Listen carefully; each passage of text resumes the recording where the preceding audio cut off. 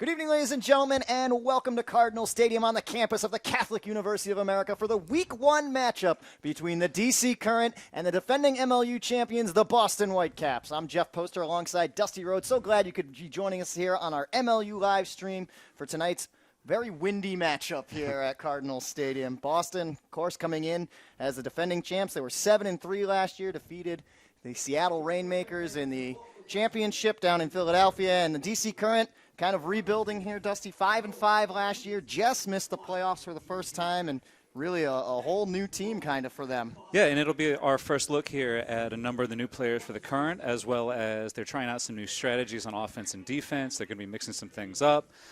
Based on last year and based on what they've done in the past, I fully expect them to be out there competing athletically with all of the teams they play against this season, and the Whitecaps present a perfect challenge to start the season. It's a perfect way to measure yourself against the best of what we have in the league so far. Well, we've definitely seen both of these teams have had some thrilling games, especially right here at Cardinal Stadium. Going back last season, Week 1, it was a double overtime game.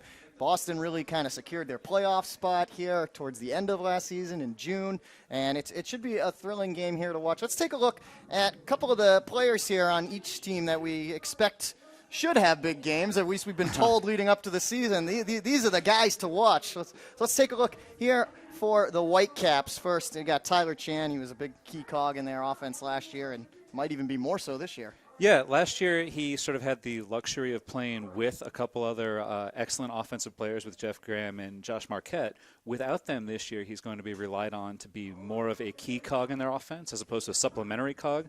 But look at the goals and assists that he put up last year. He was excellent as compared to all of the other rookies last year. And it's just, what are they going to do with all of that space for him? Are they going to use him as a primary cutter, a secondary cutter? It's just a matter of how rather than what specifically they're going to do. Plus, they get him for the whole season this year. Yeah. If you remember, we were down here last season. Boston opened up at Philly on the first Saturday night and then came to DC on Sunday, and Chan was not on that trip with the Whitecaps. He didn't come in until Week 3, so full season Tyler Chan, possibly an MVP type of year maybe. But he also won't be a secret to all of the other teams in the true, league. too. They're familiar with him. They won't get caught off guard by his speed right away. And they're used to him throwing assists as well. Every time that they gave him free unders, he took advantage of the space deep to other receivers as well. So I'm excited to see what he brings to the Whitecaps this year. As the Whitecaps just took the field, let's take a look on the DC side of the disc. They've got one of their veterans that returned this year, one of the few veterans that returned this year. Delrico Johnson might be on the offensive side of the disc, primarily a defensive guy, but should be explosive for the Current. Yeah, and when they've gotten turns over the last handful of years, he's been useful on the offensive side as well. He distributes the disc well when he does get it. He moves downfield, gets separation from the person covering him. But the key for DC this year is they're going to have to figure out where to put all of their players. So with the loss of some of their players from last year, they have to move people around from defense to offense. And it looks like going into this first game, they're going to have about 3 separate lines to rotate through, one primarily offense and 2 primarily defense. But going forward through the game, I expect to see a lot of flexibility from the top side of their roster to the bottom of their roster, trying to figure out exactly how they're going to be put together this year. As far as Delrico, we expect good things from him on offense, but even when he's on the offensive line, look for that big play on defense if they turn it over. Look for him to make that big block to get his team back in the game, to give them another shot at getting a hold. So we talked a little bit right there, Dusty, about keys for DC. Let's take a look at the keys to the game. First off, let's make note, it's 39 degrees out there, and it's very windy. There's a chance of rain, potentially even snow in the forecast, which would be a first for the MLU. It should be interesting. But let's take Boston here, keys to the game. What do they need to do to win this one tonight? Well, it's a constant refrain with Boston is they think of themselves and they have a lot of talent. So from the top of their roster to the bottom of the roster, it's not just the skill that they play with, it's the awareness that they play with.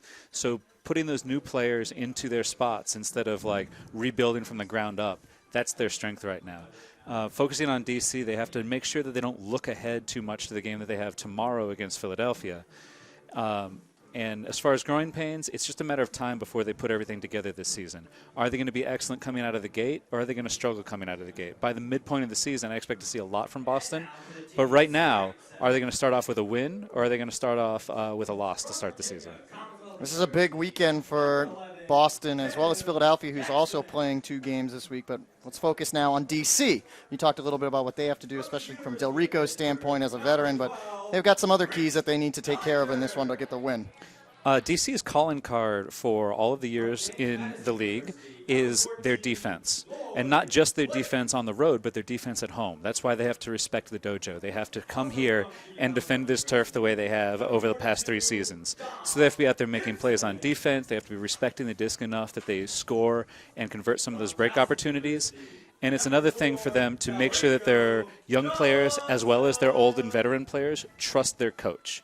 What's gotten them as far as they've been, as far as they've gone this far in the league, is trusting their coach Kevin and their coach Will to lead them to where they're playing. And now they have Will as their head coach instead of co-coaches with Kevin, and has brought on 2 new assistants in Jacob Nuxall and Samantha McClellan. And just trusting that Will trusts them and getting that trust on down through the organization, and knowing that the coaches are there to help, to build forward, and just trusting in their vision, essentially.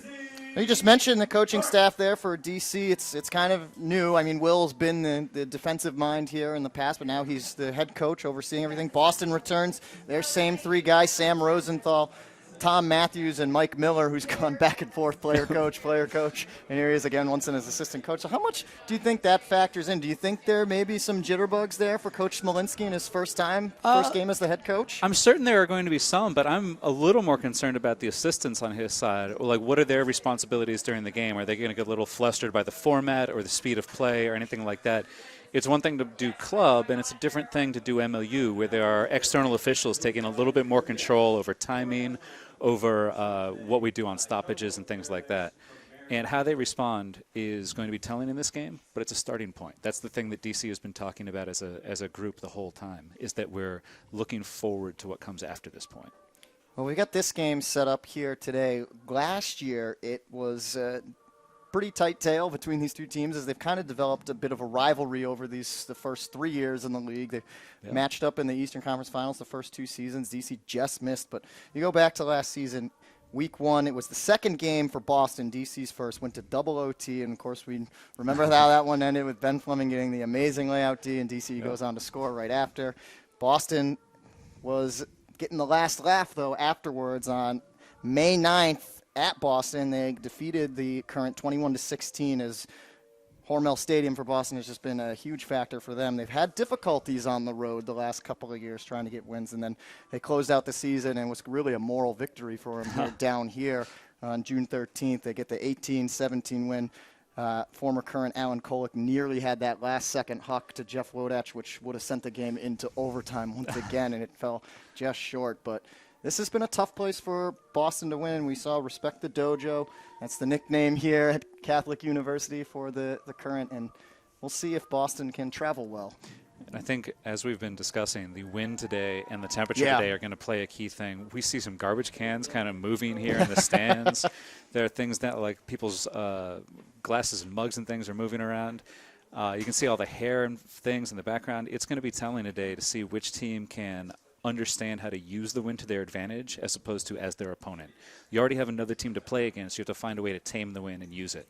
Well, both coaches we talked to before the game had their own take on the wind. While head coach Sam Rosenthal, he loves it. He thinks Boston loves it. He looks forward. I don't know if he loves it to this degree necessarily, but he generally likes when Boston gets an opportunity to play against opponents in crappy weather, because he thinks they know how to deal with it better than others. And Coach Smolinski, on the other hand, he is like, look, both teams are going to playing against. This is the third team on the field will be the wind. So it's going to be a huge factor here tonight. You can see it moving left to right across your screen. Should be interesting. Could be a very low-scoring game as a result. I imagine a lot of discs will just hang up in the air. Well, but it could turn out the other way as well. Those discs that float and hang and get tipped can be caught as well. They don't necessarily end up falling to the turf or being intercepted. And just if you get a run of plays that go one team's direction, then you can get either a higher scoring game forced. It just sort of like builds upon itself. Or you can get a situation where a team starts to build a little bit of a lead, and then as soon as they start building that lead, they really clamp it down on the other team. They know the other team has to play a little bit faster, has to look a little bit deep, take riskier shots. And once you're in that scenario, you can extend a big lead. So I would expect this to either be a mess and sort of be very even and back and forth, maybe one goal lead here, one goal lead there, or one of these two teams is going to get an early lead and just stake that advantage and just lord it over the other team basically the whole time. As far as you mentioned snow, it was snowing earlier in D.C. today right. already, so this would be our second snow flurry of the day. This is probably the coldest MLU game that I've been at so far. Yeah, definitely. Right now we've got the flip going on here at midfield. The captains, different sets of captains for both teams this year. Kevin Moldenhauer, as we mentioned, returning to the playing role as a player. He is a captain along with Eric Salmi, one of their returning D-line guys. Should see some time on the offense again as the Current kind of figure themselves out here in the early goings. And for Boston, it's Christian Foster, last year's Defensive Player of the Year. Jake Taylor, who's a 4-year veteran now with the Whitecaps, has been named a captain. And the return of John Hirschberger, who was supposed to be a captain last season and then about 3 days before the season injured his shoulder and missed the entire year. I remember that now. Good to see him back out on the field. Yeah, at this point, it's your captains are sort of setting the tone for your team in a sense. They're your league-wide representatives. They're your representatives to the fans. And you can sort of see what DC Current is doing with their choice of two veterans in Salmi and Moldenhauer. It's a matter of showing the younger players that this is how you comport yourselves, this is how we approach the game, and you have to trust in what we've had before, and we will trust in you in the same way. So those captains right now meeting with the referees. Let's meet the referees. We've got Carl Nelson, Kai Hudek, Bradley Tinney, Andrew Wynn, and our new head of all refereeing this season, Steve Kreider, taking over that role from Jamie Rhodes, someone you're very familiar with. Jamie still will be a ref for up in Boston this season, but just stepping down as a head ref, and Steve getting a well-deserved promotion there. Yeah, I've had the fortunate bit of playing with him in some spring league and some fall league. I can guarantee you that he knows the rules. He's corrected a number of errors that we've had in our games over time. And I'm familiar with some of the rest of this officiating crew from the last years with the MLU. Yep. I expect them to be fully in control of this game. Although I think we're going to have some unexpected collisions and things like that as a result of the disc bouncing around a little bit. So I think they may have the work cut out for them at a couple certain points. As well as keep an eye out for when the discs fly off the field or roll off the field. We should have some discs around the outside here that you can pick up and get play started. But part of that responsibility is the refs, part is the players, and there could be some sort of moments where we don't get started at when we think we should, so the defense will get an advantage, or the offense gets an unexpected advantage from a disc being somewhere that they didn't think. So a lot of things that go into play in a wide open space like this when you're playing in the wind. And if you have not kept up to date here with the news of the league during the offseason, there are a couple of new rule changes here as we approach year number 4. Each team will be given an extra timeout, which was as a result of the midfield pull rule that was instituted last year. That changes a little bit too when in regards to the overtime. The travels and offensive fouls will no longer result in turnovers. So some new things to watch out for, and the referees to watch out for too. And maybe we'll see a result of some of those tonight. I got to tell you, I'm not particularly excited about this travels not being turnovers thing. I think that's an error on the whole, but I think that's an error on the whole for most levels of Ultimate. I'd like to see more stringent travel calls and more repercussions for players who haven't learned their fundamentals yet. The reason you're traveling is because you don't know how to throw the disc yet, or you're being pressed to a point where you're trying to overextend. And I think those should be turnovers. I think those should be game-changing plays. So DC has taken the field. Boston getting psyched in their huddle right now. You see the black and white jerseys of the Current. Basically the same uniforms as last year. A couple little tweaks. The new sponsor on the front is the Dewhurst Group, a geothermal exploration and development company. It's part of the family of their own operations manager. Matt Dewhurst does a fantastic job here with running the Current. And Boston now taking the field in their basically the same uniforms, the white tops with the blue numbers and trim. DC in the black tops with the white numbers. We had that numbers added on the shorts there as well. I was going to say, there is one key difference with all these jerseys. The numbers on the back this year, much bigger, much easier to read. The names are brighter. And as you mentioned, there's also numbers on the shorts right now. That helps a little identification-wise as well, because the players aren't always facing the camera, aren't always facing the ref, and aren't always able to be seen in the photographs either. So that's Aaron Richards, the rookie here for the Current. He's been on tryouts for a number of years here. I'm excited that he's finally made it up to the team. And he will pull left to right as the lights are on here at Cardinal Stadium, and we are underway in week 1 between the Whitecaps and the Currents. And the disc is down, and Boston will start things off. And he gets one up to Jake Taylor. And as you can see, they're going upwind here, so it's going to be a little tough. And we get our first turn. The hand block from Eric Miner there.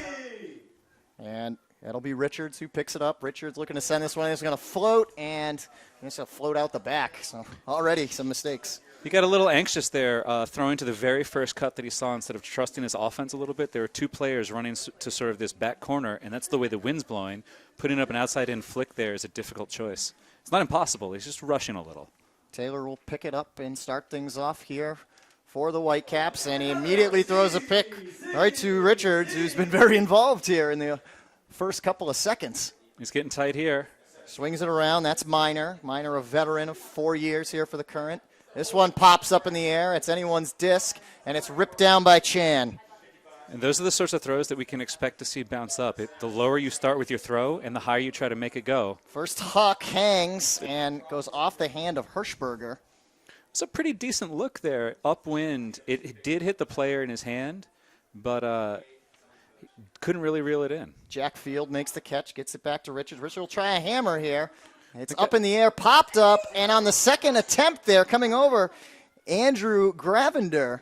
It was Moldenhauer on the hammer there. Now reset back to him. He's got it. Jay Clark, one of the new Whitecaps, another Tufts alum. And Moldenhauer gets the first assist into Jack Field.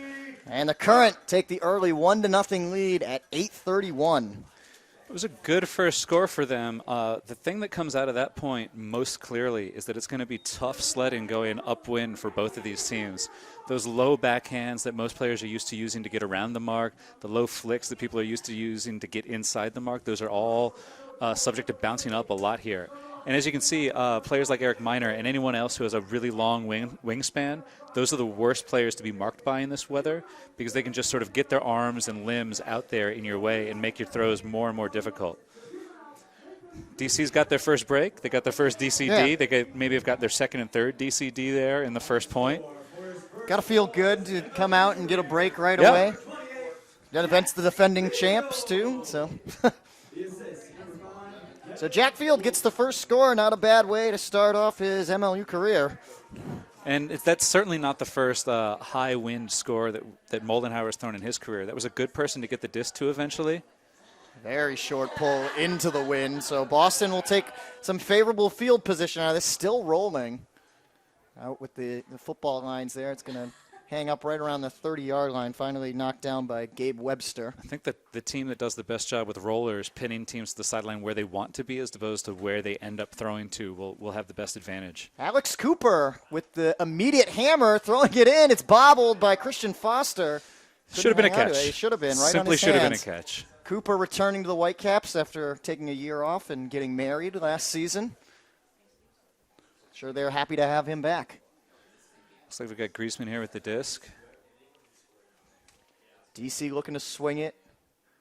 Now let's send one into a 50-50 kind of disc, and no one's going to get it. 50-50, either a Callahan or a near completion. Turns into a throw at the sideline. Chip Cobb, the intended target, another former Current player, won the title here with the Current in 2014, back here in 2016. And Boston will toss it in. Piers McNaughton with the score. And Cooper gets the assist. So, as they said, they got to be glad to have Alex Cooper back. And Piers McNaughton, another guy who missed some time last year due to injury and out there from day one. It was pretty calm work there once they got into the end zone. And the key for Boston during that whole point was keeping it all the way down here. DC didn't show any ability once they were on offense to move the disc upfield, either through hucks or through handler motion or undercuts or whatever. It's a little early yet, but thus far, Boston has looked more clear of purpose on offense. You saw that they immediately went to a hammer to an open player in the end zone. You saw that they took one throw to get into the end zone the next time. Maybe the mark should have dropped off a little bit on the to make it a little more difficult to cut down the throwing angle a little bit, but right now we're playing the early part. DC's got one break to start, Boston's got one O-point to start, and now we're going to see if DC can hold going downwind as well. Christian Foster getting his line set to pull, taking his new captain's role here. Seriously, it looks like. A former defensive player of the year or I should say reigning, not former, but right. He's a defensive player of the year until someone else is picked, and he's going to go for that spin pull that we saw so much last season on the midfield that worked so well for him. Certainly a better pull than DC's pull just before that. Managed to at least get it halfway down the field. That's Lloyd Blake. Blake, one of the guys we expected to have a lot of touches here for DC. Gets it over to Norbum.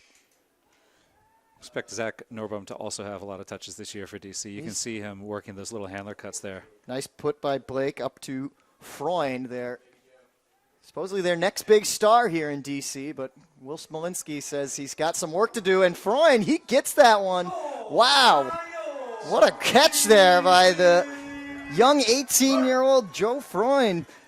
That one was maybe, a centimeter off the grass? And he's got to reach all the way down there to get it, but that's the whole reason they give you those long arms when you get tall, too. Delivering the disc up there to a kind of a tight spot. The thrower would hope to put that a little bit flatter, make it a little easier catch, but that was a pretty easy hold for DC. Not too much pressure from Boston, and now Boston will get another chance to hold going downwind.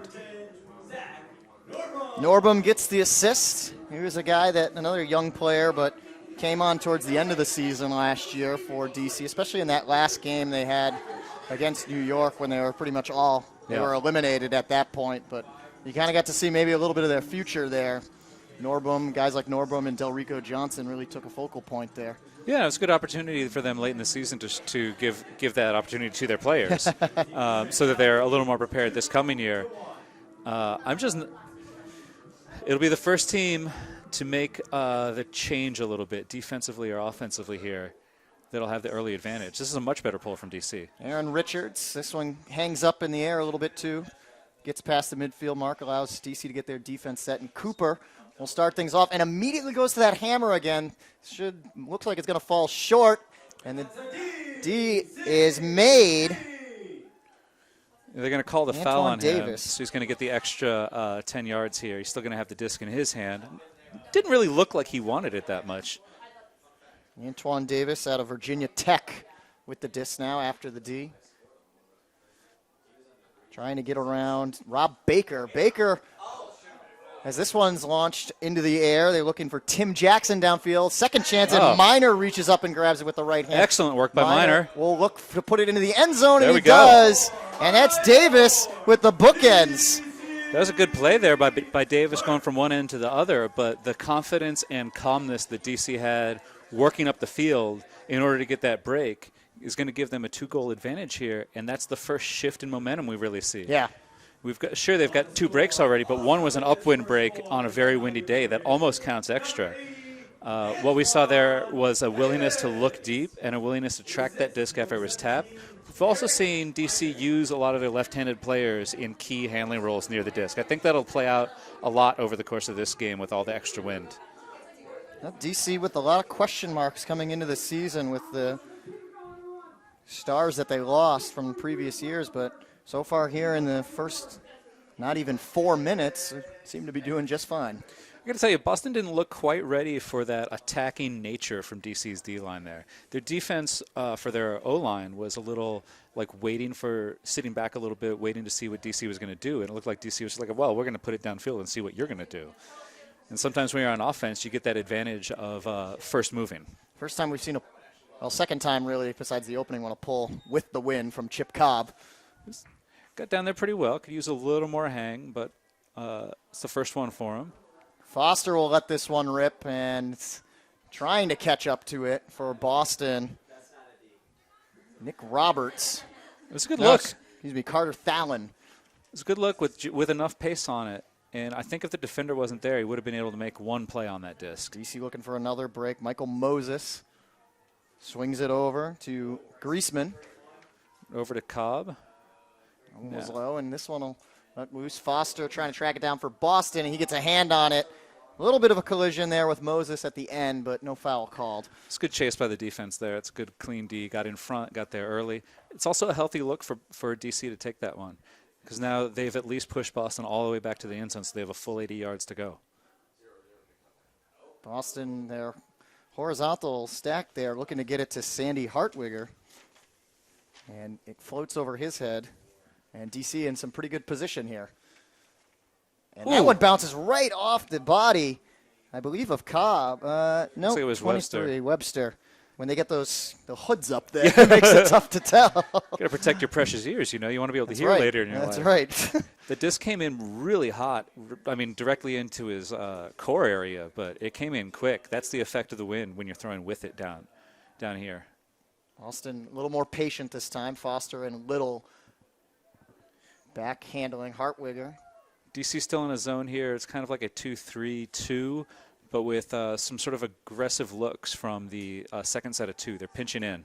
And now Little will let one rip downfield. This is one of those 50-50 discs that hangs up. It's tipped, and Boston, Jay Clark in the back, the trailer, catches it, and then he makes the cut into the end zone for the score, and Boston gets one back as Jay Clark out of Tufts connects with, or I should say, connected on a throw from Nick Thompson. So it was a critical error there on the DCD's part. You can't just bat at that disc. You have to catch it, confirm your block, and move directly to offense. You have to get it to your next player instead of just trying to attack the disc and bat at it. You have to kind of treat it like it's your friend. You want it to be in your hands so that your team is in charge and so that you are the guy holding the talking stick, so to speak. We just saw Nick Thompson make that throw. Boston got a lot of moving pieces coming over to their team this year. Players from other MLU cities. Thompson and Andrew Hooker, who's right there in the middle of the line. You see, both came over from the San Francisco Dogfish. Rob Baker, another guy who played with the Rumble back in 2013, still holds the record for most blocks in a season. I really enjoyed watching him play defense that year. That was they had a lot of gambles on good deep pulls and were aggressive early on in points, and he was a large part of that. They also have Frederick Braz, not active tonight, formerly of the Philadelphia Spinners, on this team as well. So they got a lot of kind of free agent pickups here throughout the league. Yeah. It might be able to bring in some new ideas from there, but they certainly bring in experience and folks who are already used to the season, who are already used to the way it's reffed and all of that. So we've got 4:49 left to go here in the first quarter. 3-2 the score. DC on top of Boston. And that pull flew out the back. It didn't hop out the back. That's why they're bringing it all the way up here. If it had actually landed, they would have been much further back in the end zone. Norbum sends one deep. All the way alone downfield is Khalifa. And Boston gets over there. It was a good look from Norbum, and he's shown that they can throw good hucks upwind. Cooper liking the wind in his favor, connecting all the way with Misha Herskew. It's owner of Jeff Graham's old number. That's right, and then he throws it away, something that Jeff Graham might not have done. He's got to earn that 21 there. Justin Solis comes over and knocks it down for the Current. Even with a 98 or 96% completion rate, you got to throw some turnovers. It's just a matter of which ones. DC connecting with Salmi. Salmi will send it over to Freund. It's using the wind well there to throw upwind a little bit with a little bit of blade. That's nice touch on that flick from Salmi. Salmi, DC swinging it still, looking to come back to the near side here. Still taking advantage of their lefties. This time it's Khalifa. Drops it back. Norbum again. Norbum. This one will float a little bit. It's got a play for Boston, and they take it away.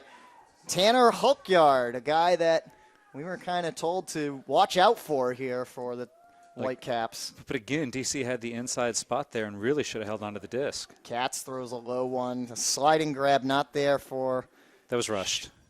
Sean Doherty. That throw from Katz was rushed severely to the outside to a player who's running very fast. It doesn't leave you much room for error. That's one of the things that you have to do when you play in the wind, is recognize that a player cutting directly across the field at a high rate of speed, not really a lot of margin.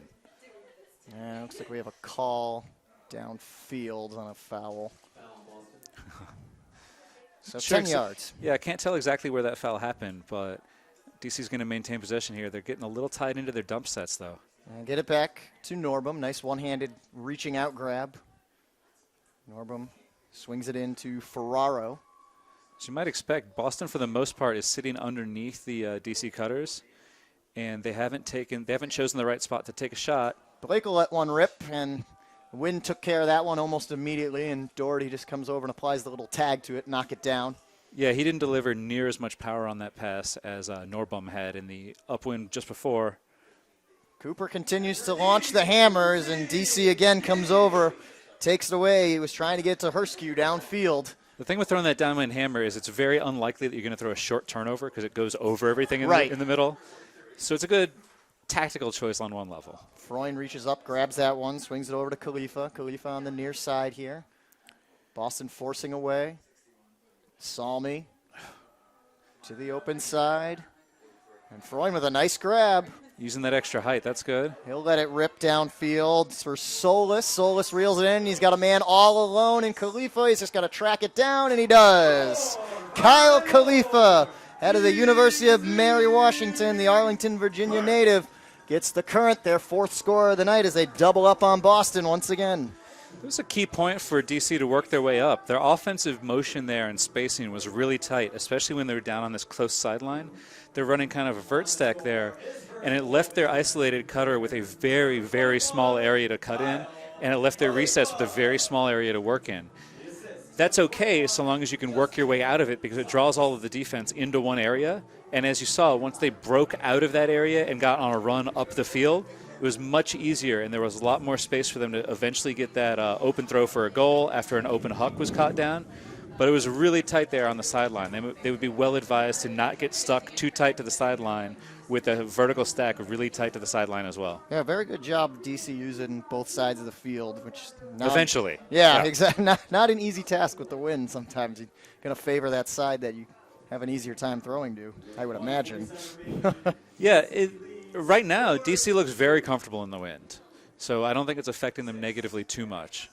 Another downwind pull, picked up by Taylor, right up to Little. Little sends it over. That's for Boston. Thompson. And some contact against DC as Tim Jackson came in. Boston still here using their 6-person downfield vertical stack. Low throw, nicely dug out there by Foster. Foster will send it in as it's tipped, and it's tipped right in the hands of a DC defender. A lot of tips going that way. We're going to have to start seeing some catches here, or we'll get a bunch more deflections into players' hands on the opposing team. Jack Field getting the tip. Send it over. Minor got it up to Davis. Quickly over to Richards. And this one, Boston with a hand block, the veteran Hartwiger. On Moldenhauer there, it looked like he got his foot up in the throwing lane. 41 years old, the rookie for Boston, Sandy Hartwiger. He's been a mainstay in the club scene for years, though. Boston dumps it back to Taylor, and what a grab there for Boston. Carter Thalen laying out. You can see the mark from Eric Minor putting the pressure on there to get them to extend all the way out. And Matt Little connects with Nick Thompson. It's his first goal in a Boston uniform. It's a big break there for Boston before this quarter runs out. Now they're left with 28 seconds to score for DC in a 4-3 game. It's an opportunity to see how both these teams are prepared to use the end-of-quarter game that we talked about so much last year. The last person to score in every quarter has an advantage, whether you're scoring last on defense or scoring last on offense. If you get the last score, you have an advantage going into the next quarter. And DC's got a tough task going upwind to score here with 30 seconds left, 28 to be precise. A definite swing a lot of times can really just, especially at the end of half times too, we've seen it can definitely set the tone for the upcoming half. But still, 28 seconds, like you said, Dusty, here in the first quarter. 4-3, DC on top of Boston. That would be if they score in 28 seconds, that'd be the second fastest goal this quarter. So I'm not sure they're going to be able to do it, but that's why we play, right? Anything is possible. That's why we play the games. It's a nice big pull from Foster, though. I don't think they'll be catching that one. They'll play it on the bounce. The bounce gets past one and is picked up by Salmi. Blake in control. Side stack to Gibson. That's a pretty money play that they're going to use. First touch we've seen for Dom Gibson. Into Blake again. Blake's got Delrico Johnson downfield, who we have not seen much of tonight. Boston was really aggressively pushing the lane there. That was a lucky find by Lloyd Blake with that hammer.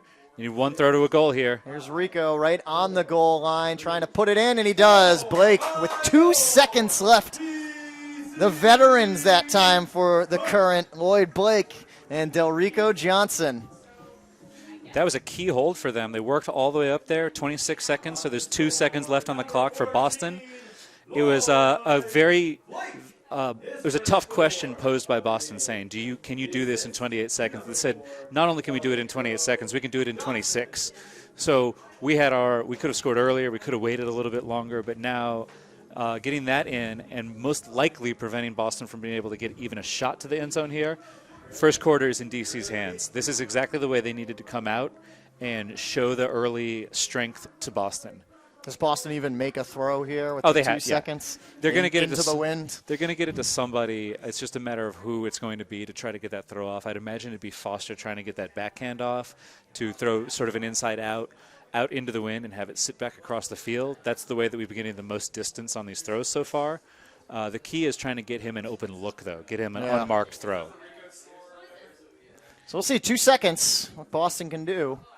This one's going to roll out of bounds. That's not the best play there for DC. Boston will get favorable field position and a chance to get their guys downfield. Right, so the clock starts when Boston touches it. So you'd want to roll it inbounds at them, so they have to reach down, stop it, and then pick it up, or try to reach down and pick it up, or something along those lines. And we'll see the 4 Boston cutters already start to head downfield, and now Boston gets the center of the disc as well. Well, what he's going to do here is there are 2 shorter plays, well, no, it looks like it's just going to be a one-throw go. Yeah, that's going to be tough. Through. Oh, we got a foul. I mean, if you get the foul, they should get time back here on the clock. You should get 10 seconds back. Yeah. So that's like pretty much the worst thing DC could have done. Because instead of 2 seconds, they now have 10 seconds. They give them time. Like the double team can't be fouling him. Now they've still set up. Now they're doing a better job of making sure they're not touching him. But I'm not sure why it took them that long to think that way. They've got an open player here down on the sideline. It looks like Taylor will probably get the disc here out of the double team. Yeah, because he's still down here on the backhand side. So we're still just waiting for the clock to be reset here. But gives Boston an opportunity to make sure they get the right look. Well, it also looks like DC gets a chance to make sure they have the players where they want them, yeah. They're leaving Jake Taylor here open on the near side. This will allow Boston a couple of throws, and there it is. It's a little early. Little puts it up. It'll hang. It's not going to be deep enough for a score anyway. That was the tip. Nobody was playing the tip. There it is. Oh, there was one more chance. We had 6 Boston players right in there near the disc, and nobody was there for the tip. That was their chance. They got it into the end zone. If you had told me 2 seconds to get it in the end zone, I would have said no way. So that's the way the first quarter comes to a close with the Current on top of the Whitecaps 5-3. They opened up the game with a break, and they get a D at the end of the first quarter, despite giving Boston a chance there at the end, but they hang on. Yeah, it was a good start. I'm happy to see that DC is up to the task to start with, and we'll see what Boston has here coming out into the second quarter. Well, as you can see, the jerseys being worn by these teams are made possible by Canterbury. Canterbury, the official apparel supplier to Major League Ultimate. Dress like a pro. Visit www.canterburyus.com, the destination for all your team's custom uniforms and athletic apparel needs. Canterbury, proud partner of Major League Ultimate, committed to the game. Do you have a team trip or a corporate outing coming up? If so, charter a private bus, a minibus, or a party bus from busrental.com, a U.S. Coachways company. Bus travel, one of the safest, greenest, and most affordable ways to get your group to an event. If you're going with a group, trust busrental.com. Enter coupon code MLUBUS and get additional savings and VIP treatment. So do you think the party bus is actually a different type of bus, or is it just a bus? I think it can be. Does it come with like a Rob Gronkowski sort of in it, ready to make the party happen? That's a big party. That's a big commitment. You got to put that on a cruise, that's the kind of party right? You're looking for, exactly. He did. He had the cruise to Gronk Island. Well, I mean, the first year for the championship, there was a bus that came up from D.C. That's right. With way too many beverages on it, as I recall, because some of the folks who were coming off of that bus would not have been served if they had walked into a reputable establishment. However, they were walking into a championship game, which is not a reputable establishment. You're supposed to be yelling things. Well, at least they were taking the bus, right? And they were. That's precisely the whole point. Busrental.com, you know? You got a safe way to travel. You got to take care of everybody. You don't want to be driving after that. That's ridiculous. We took the bus rental right down here today. It was a very smooth ride, along with the Whitecaps, who seemed to be molding together quite well. They've had both teams, I guess the whole league really, seems they've had more chance to practice this season before the first game. About 4 or 5 practices talking to Sam Rosenthal before that they were able to get in, and I think that's a huge factor here. A lot of teams hadn't really had much time to practice before opening weekends in the past. Yeah, and a part of that is also the coaches are learning and the organizations are learning too. So you have that institutional memory. So there are things that you've done wrong before that you naturally know how not to do wrong the second time. And then you realize which things you can teach people in small-sided practices, small-sided scrimmages, and which sort of things that you kind of have to wait till the season to actually impress upon folks. And usually they get time to work with refs, too. That's a big thing that you want to do before the season, is get some of the refs in to actually call your games. It's actually the same thing as true in club. One of the best things you can do for your team is bring in observers if you expect to play in observed games and just see how they actually call your game for you. Sadly, you have to pay people for stuff like that. You pay them for their time. Most of us don't work for free. There's always a catch, Dusty. There's always some sort of catch. The catch being we want people who do work to have capital to spend, correct? To have some sort of earnings and reward for that work. And then they reinvest it back into the economy. It's a beautiful thing. It'd go round and round like a circle. It works. It works, people. So what are you expecting to see here in the second quarter? Anything specific? Think any of these teams? What do you think is Boston going to come back in this one? Speaking to both coaches, and I would think so, given their history and their own talent levels. But both coaches expected a feeling out process, not even just the new faces on each team, but feeling out the wind and knowing what to do with it. So I hope we get a comeback. We don't always like a nice tight game. We don't like to see blowouts. Well, I don't remember Boston being on the wrong side of a blowout yet, really. No. Maybe they lost by 3 or 4 once or twice to DC probably. But on the whole, they're not the sort of team to just throw in the towel. Right. It's that mentality up But it's just a matter of what does DC have a second trick up their sleeves? Do they have something else that they can do to make this a 6-3 lead, a 7-3 lead?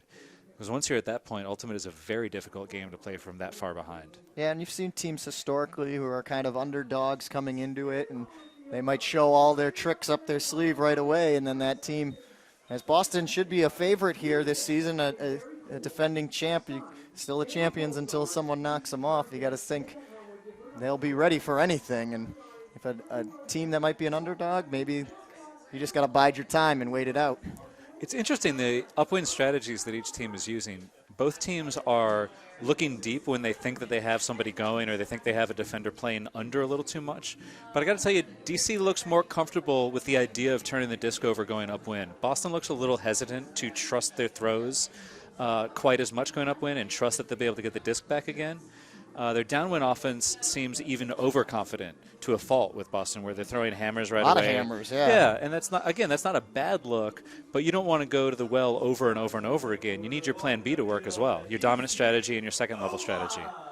Pretty good pull there from Tanner Hulkyard. Are we sure he didn't catch that and put it down? It was very close. If you're just joining us, it's 5-3 here in the second quarter. Jeff Poster, Dusty Rhodes on the call here in week 1. Whitecaps and Current, as that one's bobbled and then grabbed by Salmi. Norbum. It's a really long stall that Lloyd Blake got there on that last possession. He was in a tight spot. Blake has it again here. Sends a flick, and that one is grabbed nicely by Khalifa. Khalifa's been playing pretty well here. Looks very confident when he catches the disc. Some players are a little rattled by the wind. He seems to be pivoting and looking for the things that he would normally. This one he puts up, and the jump by Norbum was mistimed, and Hulkyard uses his size and reaches up to grab it. Yeah, he created a lot of space for himself there in order to go up and get it, right? And then it's all about establishing an area for you to jump from. There's Hooker, the former Dogfish, sends it over to Terry Roth.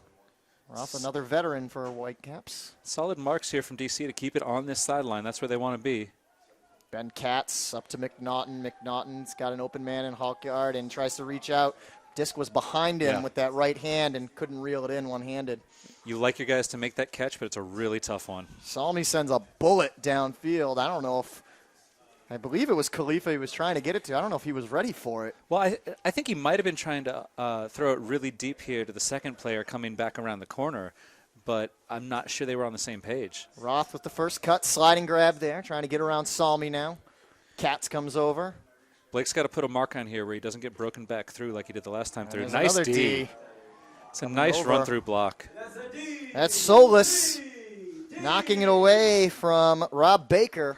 And that's the advantage there of getting the mark on well enough that they can't throw back across the field. The defender knows it's coming to this side, and all he has to do is beat him to the spot. 2 minutes already almost gone in this first point in the second quarter, and Baker picking up right where he left off in 2013 gets his first block of the season. I got a little tense there when players are running upfield for that up-line pass, and you don't necessarily know that the other player's there. It's always questionable. Hooker starting things off again. Halkyard, he's got it on the near side here. Boston's vert stack is almost in their way getting back across the field. This one floats up into the air, and it's taken away once again. Solis again, right? Yes. Blake up to Solis. So always have to wait for them to turn their backs to see the numbers to be sure. DC's working pretty well. Oh. This one floated again by Norbum, and McNaughton catches it, but looks like we have a call before the throw. Halkyard leapt in to try and make a defensive play on Norbum, and see, this costs Boston because DC immediately had thrown a turnover. A little confusion here from the refs. Norbum's stepping through his mark a lot and trying to throw these low releases. He's got to make sure he keeps his wrist down and keeps the disc flat trying to throw those. They're popping up a little bit as we've noticed. Well, he's not given the 10 yards. He's right back there. DC's into more of that vertical stack here. Nice cut by Salmi. On the It's good to make sure he got his hands up in front of that. That's Flores. Back to Blake. One-handed grab. Blake was looking for the flick. There it is. Sends it in. That's Ferraro. That's Norbum. They just need to show patience. Yeah. And there it is. The patience and the score for the Current as Andrew Ferraro out of James Madison gets the goal there for the Current, and it's 6-3 with 6:41 left to go. Yeah, that was a 3-minute, 20 20-second point. There was a lot of stretch there, and the fact that the Current were strong enough to maintain for that upwind hold to start the second quarter, that's putting them up at 6-3 over the Whitecaps here. As we talked about before, it's about that team that makes the next turn, that makes the next step in strategy or tactics to take their opponent out of the running a little bit. And DC's in the lead for that right now. This is really going to test Boston's mettle in the first game of the season. Boston missing a couple of key players that were big factors in their season last year. Sam Kittros Schnell, who came on big, especially in the second half of the season, inactive tonight. Very disappointing is Eric Stevens is inactive. Eric Stevens, now with his fourth year in the Whitecaps, had not missed a game at all in the first 3 years. This is his first game missed, and consequentially will miss tomorrow's game against Philadelphia. Is also absent. Frederick Braz, we said, not active tonight. Sam Richardson also out. Played last year and missed some time due to injury at the end of the season. So Whitecaps, with the largest roster, give up another D to the Current. And he was setting up that inside lane up through their handler set right from the jump. Little patience here, trusting Moldenhauer. And he sends it in as Antoine Davis gets his second of the night. And who would have guessed, but the Current with a 7-3 lead here over Boston. And that's a little three-point run going back to the end of the first quarter. They finished that, and Boston didn't manage to score to finish it. So they've gone from 5-3 to 6-3 to 7-3. That's the run we're talking about. Unless something dramatic comes out of Boston for the rest of this game, it's going to require full team effort over the whole of the next 2.5 quarters for them to get back into this. It's a 4-point deficit in the first half. So DC continuing to gain confidence here in their new young roster over the defending champs. We still have fans trickling in here to the stadium. I'm surprised at how many people are here, considering the weather and considering how cold it was. I was talking to some folks beforehand, and they had been planning their layering throughout the day during different parts of the afternoon and morning here in D.C. We've went through so many temperatures. We got up in the mid-50s, and now we must be it's got to be below 39 by now. Got to be 35 or so. Sun going away, the lights in full effect here at Cardinal Stadium. Is this pretty decent pull there from going into the wind. Fortunately, we haven't seen any of that precipitation yet since we've been here. See Alex Cooper blowing into his hands, trying to keep him warm there as he starts things off to Nick Thompson. And Thompson, he threw that one. He was trying to get it to Clark. Luckily, it finds its way into McNaughton's hands, and Boston's offense is able to keep moving. It's a very good heads-up and awareness by McNaughton. Looks like a defensive foul there in the end zone. Oh, no. Pick against Boston, so they'll back it up 10 yards. McNaughton with the disc. Some handsy defense there, too. It was a matter of which one they wanted to call, it looked like. Cooper trying to get away from his man, get the reset. He's got it. These Boston cutters are really fast out of the stack. The problem is when they're moving that fast, No they're catch. actually more difficult to throw to. And they say Ruled down. Edmonds did not get it. He thought he did. And DC will get it back. DC could do well. Yeah, they're working up that same side there. They need to work it back over to the other side. Put a little more pressure on the D. Matt Barnhart, who couldn't hold on to that one. So Cooper will pick it up again here for Boston. I'm expecting a first throw goal look. Okay. Not there. little patience. Like Swing to see it that. over. There's Edmonds. Collects that one cleanly. Or as clean as you can get it in this weather. Katz looking for McNaughton. Shakes him off. Bit of a crowd there as... Oh, no, they did throw it and catch it. Hard to see sometimes, but Alex Cooper gets the score there for Boston, and they finally get one back, make it 7-4. It was good for them to show patience there. As I was saying, I was expecting them to throw something directly into the end zone after the turn. They stuck with it, ran a little bit of offense, showed some confidence in their throws, just their catches, trusting the system a little bit more than the players. Led them to an easy goal there at the end.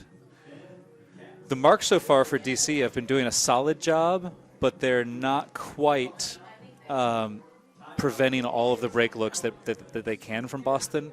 But that's what quality throwers do. It looks like we've got a timeout here for who do you think called it, Boston or DC? I missed the call, actually. Timeout. Boston. There we go, to Boston. They'll get the midfield pull after this. Remember, they have now 3 timeouts in the game. That's a new rule adjusted this season, as tried to give a timeout back to the teams, as we learned last season that they saved them just for the midfield pulls.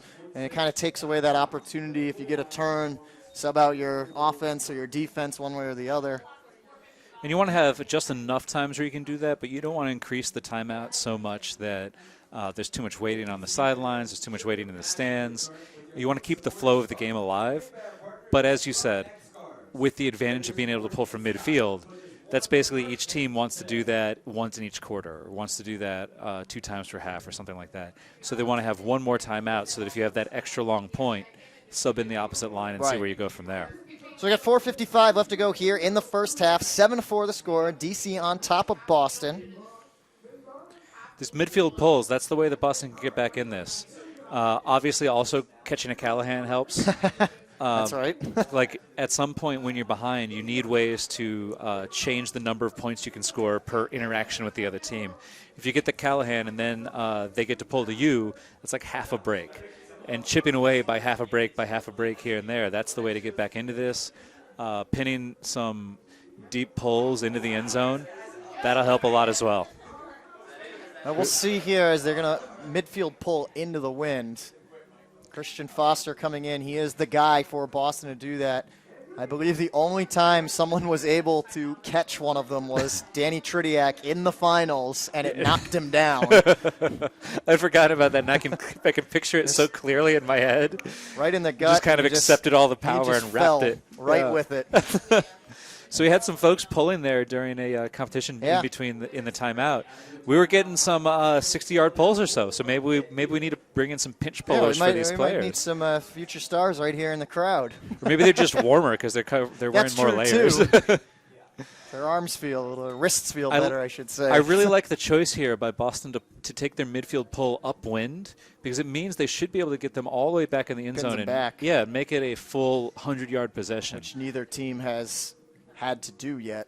And it's not like the throws downwind are easy. They're likely to go far. Right. It doesn't mean that they're easy to complete. So putting pressure on them to complete it upfield, and even if they huck it, to actually put full force behind that as opposed to just tossing up an easy one. And there's Foster trying to roll in. Nice job by Delrico Johnson. He stops it, doesn't let it get by the goal line, but as you said, Dusty, the current will have to move the length of the field. Yep, and that's a start. Freund swings it over to Salmi. Salmi's got Ferraro There we with go. him, and they throw it away. They're already over half field here for Boston. That's a critical turnover for Salmi. That's a weakness in an offense that you can't have going through the season. That was Gibson he was trying to get it to. Taylor picks it up. Thompson. Taylor. And nearly knocks over Tyler Chan, who we've not seen a ton of actively involved. Chan floats it up. Hirschberger uses his size. It's harder to isolate your best players when it's windy. And then he tries to throw it into Little with the layout. Plays like that or why? And it, a little too much there. A little too much for Little? That's All right, yeah. All right, we'll go with that. Wasn't even thinking that way. Whoa. And Delrico Johnson, he lays out. Can't catch up to that one. It's excellent effort there from Delrico, but as you can see, the disc just died there. Didn't sit up enough. Foster, that one sends it over to Hirschberger, and it's knocked away by his number 43 counterpoint, Freund. Those two plays, the huck downfield and then the block on the undercut, have reversed the field position here for both teams. Yeah. Boston had their chance to use the short field, and now they may not get another shot. Salmi's going to try to float this one up over everybody to Blake, and he does it perfectly. What a rundown and a read by Lloyd Blake, and a throw by Eric Salmi. Yeah, it's great to be able to throw to a 6'4", 6'5" handler going Yes. up line in the wind, because you can just sort of put it up there for him. There's a lot of space there, and the help defense was pulled far enough away by the set that DC was using, sort of a vertical stack in the end zone. There was enough space. Easy, simple throw. They overcame the error there by Salmi. That's good to know that your teammates have your back. But we have to execute those simple throws so that they're not put in the situation to always have to get your back. And it looks like Boston's calling a timeout here. I'm not sure exactly what the... Might just be to regroup here, think? kind of, and just talk about things. You try to stop the bleeding, break up the momentum here. 3:29 left to go. It's 8-4. Current doubling up Boston on more than one occasion here tonight. Yeah. So we've got Rosenthal calling out a line over here. We've got most of DC sort of trying to stay warm, trying to figure out what their next strategy is here for the very next point. The rest of the guys on the sideline here they're looking chilly. I mean, we've got Kevin Healy over here not even playing, like wrapping himself up in as many things as he can. We got some guys trying to hop around here. It's the game you don't want to play in, but you want to play in at the same time if you're on the sideline. The worst part about playing in a game like this is the timeouts. It's the times in between points right now. Trying to stay loose. Yeah, because while you're out there running, everything disappears. Right. The whole world shrinks into just this frisbee field, just this disc that you're chasing around. And Boston had their line headed out, and now they've come back. Yeah, I think that's related to they don't want teams on the field during timeouts, so the referees are told to herd them to the sidelines and make sure they don't go out there too early. That stemmed from a little incident we had a couple years ago where a Philadelphia player wandered into a Boston timeout, and there was a little bit of a to-do about that afterward. We wanted to make sure we control the field a little better and don't lead players into temptation. Here we go. I've been thinking about these white gloves for Eric Miner this whole time. I've been trying to decide what I think about them. Pillsbury Doughboy type of gloves out there. So I guess... Well, he's got that really big mark, and I felt like putting big gloves that accentuate that on there would help the opponent and sort of let them know where his big hands were on the mark. But maybe it's a more intimidating thing. It makes him seem larger. Looks like we had back-to-back timeouts called. Now DC uses one, so they can try and one-up Boston's strategy for this midfield pull. Oh, okay, so then Boston called a timeout, and then DC called a timeout Right. just after that? Just, I guess. I like this again where we're getting the Interesting midfield pull strategy. going upwind. And it's That was better. That was better than the one Foster put up. Yeah. hits the ground and rolls out the back. And they're getting Just down on this. almost out the back. Hooker picks it up. Herskew, and Boston's able to get it out of the end zone. McNaughton's poached. Trying to go to him. There it is. Yeah, DC's sagging a bit here on a couple too many players. Herskew ran through and got an open look there. Swings it back. Boston to Hooker. That floats to McNaughton. Yeah, DC's down into just a man here. They're kind of baiting some of these deep throws, though. Boston Boston's not falling for moving it. very quick here, trying to score. Herskew again. Yeah, these little simple passes are good. McNaughton, Boston continue to flow here. Edmonds, they put it in and they score. Edmonds to Katz, and just like that, Boston answers right back on the midfield pull. It's like, well, if you can do it, we can do it. Yeah, it's good to see that confidence from both squads, but it's also a matter of showing that just one simple midfield pull isn't going to be the difference in the game. And I think Boston really needs to find a way to score maybe 3 of the next 4 points, 3 of the next 5 points, something along that line. Give themselves a little less of a hill to climb in the second half here. Just have to start chipping away at it a little bit. Boston just used their final timeout. It's really now just become a battle of the midfield pull here to close out the first half. 2:50 left to go. I feel like the wind is dying down a little bit here. You can see on the goal lines, the orange things aren't flapping quite as hard. The players' jerseys aren't like flapping around quite as much either. So this is a good time, if you expect the wind to come back, to take your chances going upwind. But it's also the moment where you're going to have to calm down and play regular ultimate if the wind isn't going to come back. So it's really a matter of trying to play against the weather right now, just tactically, not so much individually or team-level execution-wise. But the coach's job is to put their players in a position where if they give their best effort, they'll be in the best spot to win. And DC, if they score after this, can call another timeout, pull another Why not? midfield. You know, why not? Keep it up. It's working now. Well, Boston wasn't able to capitalize as much on it. Well, neither team really stopped the other team. They both went down and scored. DC pinned Boston back farther, but yeah, they did. I think Boston acted quickly, and well, DC was running a little extra poaching there in the back in the downfield players, and they let them get a little too far away, made the easy completion a little too easy for Boston. If you're doing that, you're going to leave something open, but it's a matter of not leaving the easy thing open. Yeah. And what I've noticed, too, is as DC, a lot of new faces here, they're trying to find their identity. One thing Will Smolinski said before the game, the question he's asking here in these first couple of games is, who are we? So they're trying to figure things out. Boston, on the other hand, while a lot of their players returned, it looks like they've had some guys that have been historically D-line players out there on offense. Hershkew on that last point played primarily from a defensive standpoint last season. He was out there kind of running the offense for a little bit. Well, it's a matter of getting to display the skills that you have but haven't been asked to use before. So it's not that they're necessarily bad at that. It's just that they may have had somebody who was there last year who was even better at it. Yeah, and this is virtually the same line. They throw Foster in there to take out this midfield pull, but you see Katz, Hershkew, Edmonds, McNaughton, now Banerjee, the last man to the line.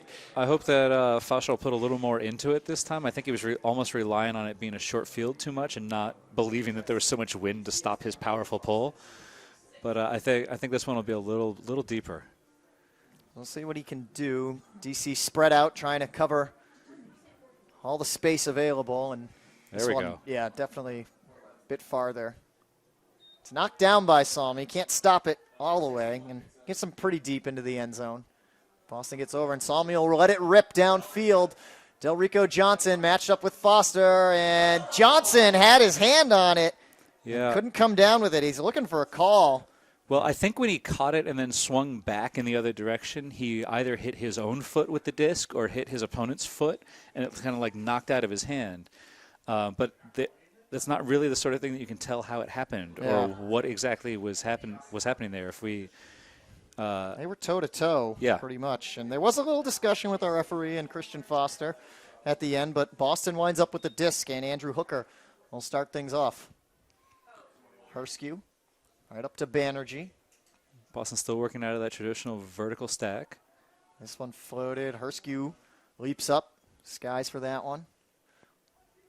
Swings it back. So long as they can hit those swing passes across the field, this is a very healthy offense. Jordan Taylor making that throw, one of the new faces here for Boston. As Edmonds, a little bit too much there for Banerjee, even one of the speedier guys on the team. He can't catch up to that one. It's a really questionable throw there. They're rushing up into this break opportunity instead of calming down and making sure they pull it to 8-6. Blake has it right in the corner. Yeah, he doesn't seem to be their trigger guy for longer looks downfield. He's threatened it, but he hasn't Well, he threw one a little earlier, and it just seemed not to have as much sauce on it as the other throwers. Here's Johnson. Johnson will send a flick downfield. Should be able to catch up, and Boston just gave up on it. And running in to get it was Khalifa. Herskew just let him have it, and it just hung up there all the way into the end zone. It was a very pretty throw. It showed a good command of the wind and the conditions from Johnson there to put it up in this tight corner of the end zone that we've seen a lot of discs not sit in. They've sort of faded back off of the field again in that inside-out sort of flick path. But Del Rico controlled the edge of that disc very well and made it sit for the player to run onto.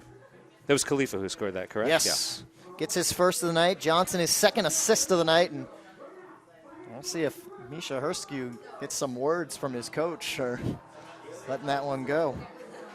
Yeah, that's one of those unpredictable things that kind of hopped up a couple times, sat there in the wind. You want the defender to give chase there, but you're so used to seeing that play out the same way over and over again that you kind of, maybe it'll happen, maybe it won't happen. Looking here at the DC huddle as they get their D-line set to go. Getting that extra wind here. They feel good. They want to get back out on the field. One, to stay warm, but two, they're going to get another midfield pull here. And they definitely feel good with 1:24 left to go in the half and up 9-5. Yeah, I don't think I called that one in my picks, I didn't picks either. thing this week. And I thought New York was going to give a bit more of a game to Philadelphia in that opener. Didn't turn out to be that way either. But, I'm used to being wrong. I'm okay with that. If you weren't, then life would be trouble sometimes. Got to learn to accept mistakes. Make sure you stick around through halftime. Towards the end of the half, we'll check in with that out-of-town scoreboard, give you the update for the game coming up to tomorrow, and maybe give you a couple of first-half stats here. 1:24 left to go, though, in this first half. 9-5 the score. DC on top of Boston. Jeff Poster, Dusty Rhodes here for MLU Live, and it's an exciting start this season as all our games are live this year. We'll be with you. If you're on the West Coast, you're East Coast, maybe you're right in the middle of the country or you're out of the country, you'll be able to watch all these games live. It's very exciting. You'll be able to catch them really quickly on replay as well. So if you miss them, it won't be until Monday or Tuesday or even Wednesday sometimes last week where the game will be up to watch. You can catch up on all the action that you've missed because you were watching one of the live games or two of the live games. That's right. Some of us don't stay up 24 hours watching Frisbee either. So if you missed some of the Philly-New York game and you want to check out at halftime here, make sure you come back. Of course. Go watch some of that game at halftime. It's live sports we're all after. Yes. That catching up on your reading work while watching video is a different thing than watching your actual live sports. So DC will get set for this midfield pull, picking it up. That's Matt Barnhart. The temperature has definitely dropped here, and I would expect that to do more during halftime, but we're dealing with the first strings of that here at the end of the first half here. Boston spread out along the goal line, not trying to let anything get past them. There's kind of a gap there on the far side, but this one goes towards the middle, gets past Tyler Chan. DC got down pretty well. They're running in a soft sort of 3-1-3 zone to start. Now they're pretty much matched up in man. Little will send it over to Taylor. Taylor looking for Clark. He's got him. Clark on the far side. Clark a flick. That one's in and out of the hands. Carter Thalen. Not sure why he didn't pick that disc up right away. They've got a minute here. DC with a chance here. Pretty good field position. It's a nice solid inside out there from the lefty handler. And that one's D'd up nicely. Matt Little. It's a good chase. Don't see him coming in for a defensive play like that too often. But there he is. And part of that was that the wind makes you slow up as a receiver when you're coming in towards it. You want to make the catch easier on yourself. Chan will let one loose. Hartwigger downfield, and that's more or less a punt there for the Whitecaps, and will pin DC back. Chan was throwing kind of like he would throw to himself, as if he was going to magically run down the field, switch places, and be the fast guy receiving it, not just the trigger man. See how much time DC elects to use here as we're approaching the 20-second mark. Got a timeout here. It's not a terrible idea to use it at some point. See if they move upfield. Now take that look. Barnhart. Now they got to look downfield into the wind. Ooh. And it's D'd up by Boston, and that should be the way. They're gonna get let this it throw go. off. Little hangs it up there. Won't be deep enough anyway. And it's D'd up regardless. Finishes off. Griezmann ends the half. It's a little dicey there at the end for DC. That throw up through the middle, that could have been intercepted, and Boston could have manufactured a little stronger offensive possession there. But on the whole, this is an absolute victory for the DC Current going into half. They're leading by 4, and we were kind of talking before we might get this up to 14-13, something like that. They've already got 9 points, so they're showing out pretty well on offense. The Whitecaps, however, need to get it together a little bit when they have the disc. They're not really converting at a rate that we would expect them to. So we're going to see what they bring out in the second half. So don't go anywhere. 9-5 your score. As I said, we'll check in, give you that updated score on the Philly-New York game. Preview, talk a little bit about the Western Conference and tomorrow's matchup between Boston and Philly. Hopefully maybe some first half stats a little bit here and there. It's 9-5, the Current on top of the Whitecaps. You're watching MLU Live right here in Week 1.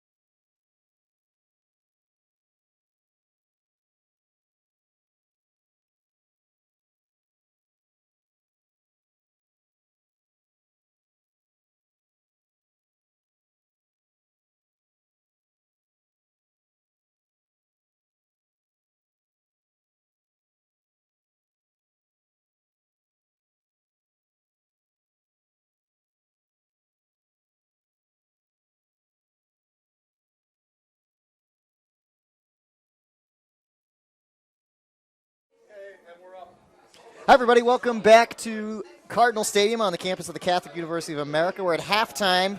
9-5 the score. The DC Current over the Boston Whitecaps. Jeff Poster, Dusty Rhodes on the call tonight here in week one of the MLU's 2016 season. Quick check-in with the out-of-town scoreboard. We already have one final in the books. The Spinners out of Philadelphia absolutely destroying the New York Rumble and kind of putting a downer on the Rumble's home opener at their new stadium in Orange, New Jersey. 22-12, the final score in that one. The only other score we have going on right now, San Francisco with a 7-5 lead over Vancouver as they are getting set to start their second half. Portland hosting Seattle, a rematch of the Western Conference Finals. That game just got started. And tomorrow afternoon we'll have the last game of week one. Boston will continue their road trip here and head to Philadelphia as one of the first times, Dusty, that we have two teams playing double headers in the same weekend. Yeah, and it'll be exciting to see the difference between those teams from today to tomorrow. So seeing what the Whitecaps are putting out right now, which is kind of not really where they wanted to be. No. But they look like they're in the places on the field that they want to be. So it looks like they're executing their offense, just not executing it well. So what sort of adjustments they'll make for tomorrow will also depend on the weather and depend on a number of things. But at this point, they have a bigger task ahead of them with this second half coming up ahead of trying to get out of this 4-point hole that they've dug themselves.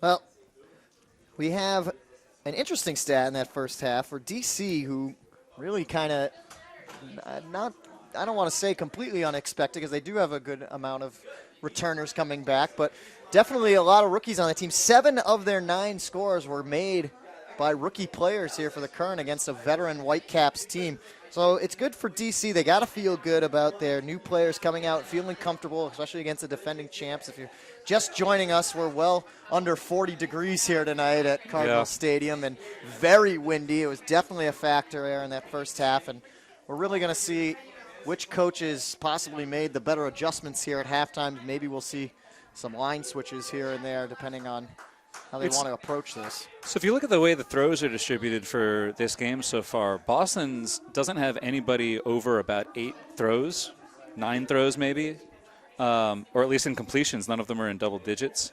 Whereas for DC, you've got Lloyd Blake, who's thrown 15 of 18. You've got Zach Norbum, who's 8 for 10. So they're sort of forcing it through a couple players. Like Salmi has got 15 passes or so. And at that point, it's just a matter of which team is dealing better with their specific strategy. So Boston is rounding it out a little bit more and sharing the disc, whereas DC is kind of keeping it among a couple handlers and then going from there to see who's going to take the shot deep or who's going to make the next play in the offensive system. Boston was outscored by the Current 5-3 in the first quarter, and DC outscored the Whitecaps again in the second 4-2. That gives us that 9-5 score. Blake with a couple of scores himself. Delrico Johnson with a couple of assists. And for Boston, newcomer Nick Thompson has an assist and a goal. Ben Katz with a goal and assist as well. They each have 2 points. And both teams are completing just about 80% of their passes. The league average overall is about 91%. So you can see that the wind is just having this 11 percentage point effect on their ability to complete passes. Boston's thrown 100 passes. DC's thrown 102 passes. So we're at about the same level. It's just DC has gotten more out of their passes thus far. Execution has been a little bit better. Well, both teams have taken the field and got their lines out there. DC will pull to start things off.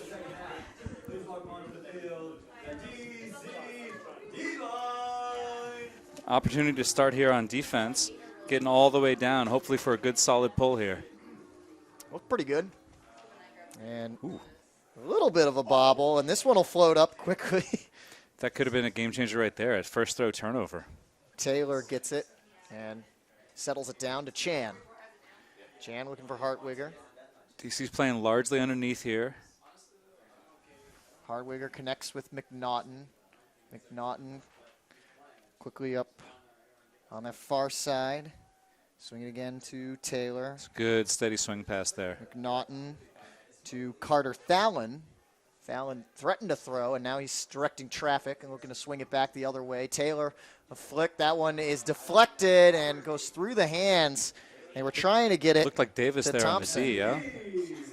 And Antoine Davis. There's Kevin Moldenhauer. That one floated. Davis can't come down with that one, though. Got the first part of it where they got the block, but they needed the completion there, and Boston gives it right back. That looked like that one even was somehow tipped there as it sailed out in front of McNaughton. It just turned over right away. Yeah, it was either tipped immediately or the wind caught on the underneath of the disc and popped it up right away. So here's Moldenhauer against Hartwiger again. A couple of ultimate veterans right now matched up. Oh, DC's in a tough spot. Moldenhauer lets loose. This one will float. Giving a chance for Miner, and he can't catch up to it. If the defense hadn't gotten in the way so successfully there, Miner might have been able to chase that down. That was the right decision from Moldenhauer because their vertical stack hadn't produced any valid options early on in the stall. That one is deflected away by another block for Davis. Yeah. So if he can just hold on to the disc here. That was almost too easy that time. There was no angle for the thrower to get the pass across the field. Davis read it perfectly and was there well before the offense. Great field position here for Moldenhauer as he looks to punch it in. And this one will float and go out the back. That's the wind. Yeah. It's simply the wind. He may have been trying to do a little too much of a touch throw there, trying to put it into the corner softly as opposed to sort of hitting his receiver specifically in the chest. So Boston give it another opportunity here, but now they've got to go to the length of field as Taylor starts things off. This one floats, still up in the air. Boston's player goes down hard, looking for a call, not there. Or maybe it is there as Clark immediately signaled. Sure I about don't that. necessarily agree with that either. There must have been a foul that we missed, I hope, on that call, because it looked like Miner was just sort of standing there waiting for the Frisbee. It looked like Clark just jumped up, mistimed it, and fell. And this one, he just don't lie. Exactly. DC lets it rip, and this time Davis holds on and leaps into the end zone. And the Current reached the double-digit mark first. It's 10-5. Technically, that's a hold for the offensive side, but that felt a lot more like a defensive Took a while, but yeah. They stuck with it, and Boston was just sort of stymied when they were trying to go upwind there. Opening up a 5-point lead right out of the half there, that's a good start for DC. And not only that, that point was another long one to start. It was 2 minutes and 50 or 46 seconds or so. 3 minutes. So that cuts down already the amount of time that Boston has to get back into this game. So Davis gets his third of the night. Got a couple blocks in that point, too. He's making fantasy hay for the folks who managed to draft him this year. Gravander gets the assist. And Boston is searching for answers here, and they've got to do it quickly when you're battling the wind like this. Even with the rest of this third quarter and the amount of time it's been taking to score, teams to score. It's a solid pull-up win there. They are dug themselves in a big hole here, down 10-5. And DC's looking hungry. They can tell that just a little bit more, and this game might already be out of reach. Exactly. Foster. McNaughton fakes a big one, gets it to Little. Little sends one up. That's Halkyard. Halkyard was looking towards the end zone. Now decides to just dump it back to Herskew. They're using that crossfield hammer look because they've shown that they'll already throw it, but now they can't risk those turnovers the way they were earlier. That was close as Herskew, a little bit behind him, ends up catching it. Fell down, gets it to Foster. They're showing calm offense here. They got to score, though. Little. To McNaughton. Pierce. And he just threw that into a crowd, and it's just a miscommunication. No one grabbed it. They've been putting a lot of pressure on the marks that whole point, getting throws that they wanted, and then they just rushed something there up the middle of the field. Bellinger picks it up, starts it off.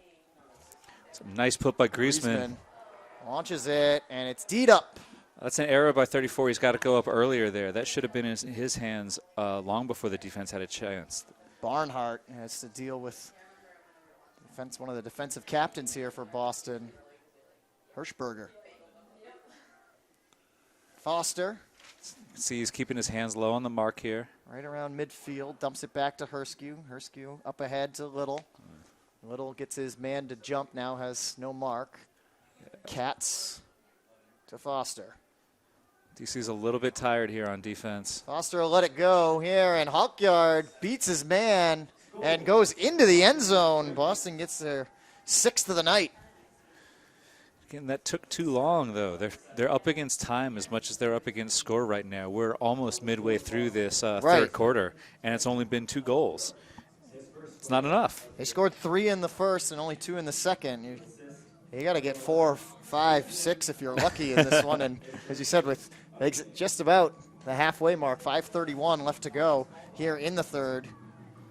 And to this point, Boston doesn't have a single break in this game. They haven't broken DC yet. DC has 3 in the first half. Yep. Yeah. That's going to be the difference unless Boston can start making changes here. They have to lure DC into a short field turnover or manage to work it up the whole field after a deeper turnover or something like that. They need to show that same calm possession on offense that they had in the last point, but it needs to be a little more purposeful. They can't be making choices at DC's discretion. They have to be making offensive choices with what they want. And here they've got a pull that is about 45 yards, 44 yards. Cooper tried to roll it and immediately took a right turn there before it even reached midfield. Blake sends it back to Ferraro, over to Miner, or excuse me, Salmi. And that one just died in the wind.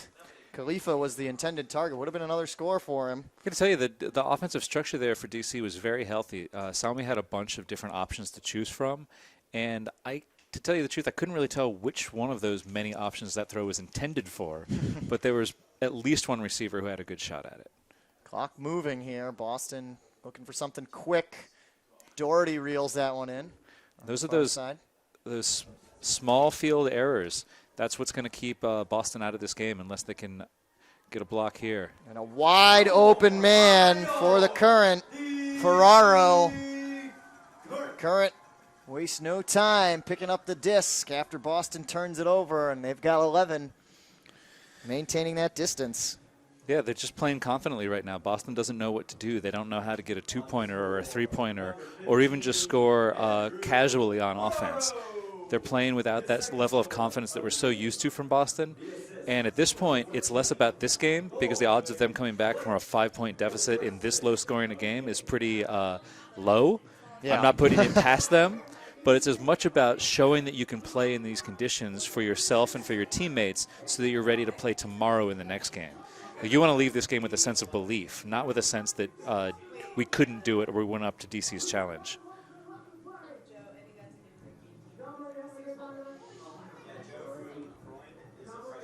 DC feeling confident here, and we're set to pull. Aaron Richards was doing a lot of the pulling earlier in the game. First one here in the second half. This is a pretty good one. Pretty good power behind that. It's sitting up pretty well here. Didn't stay in bounds, though. It ends up being a brick. Tough day. Tough day for Tough pulling. night. That's true. It's turned a little bit now. Yeah, completely black. Has made there. Right. Callahan opportunity. This one will float, but DC a lot of space. Open. Yep. A lot of space. DC would be wise to stay calm on this possession. The longer it takes, the better for them. Even though there's only 20 seconds. Yeah. The only thing that DC did to be air foul against ball. This is what we're saying. Timeout. I guess if you want to call it that, he's still getting a point at the other end. Staying heavily and have differing thoughts about or dueling thoughts about, and then bring it back to the team after they've sort of mentally collected themselves as well, as you mentioned. DC has done a pretty good job here. They're doing a pretty good job with the Innova disc. Innova is proud to support Major League Ultimate and its incredible athletes as the official disc of the MLU. The Innova Pulsar has quickly become the disc of choice at Ultimate's highest level. Visit innovadiscs.com to find a dealer near you. And of course, Skippy, the official peanut butter of Major League Ultimate. It's made with the funnest peanuts ever. Skippy, yippee!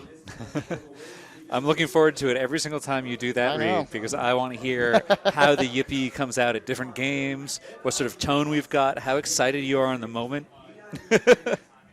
Got to keep you on your toes, Dusty. I got to tell you, the Pulsar, that's got to be my favorite ultimate-size disc for disc golf because it flies very true to the path that you put it on. It's very interesting the way that flies. Like, it just sits on that same curve the whole time. So if you can plan out your throw, it'll really get you there. Well, we're going to see how Christian Foster will plan this throw of the Pulsar from a midfield pull. This is their time. This is where Boston's got to make a change and figure out how to make something happen at this end of the field and then verify it by scoring the goal. The wind is really picking up right now. We've got discs flying away on the sidelines. We've got players hunched over because they're cold. This is a telling moment in the game.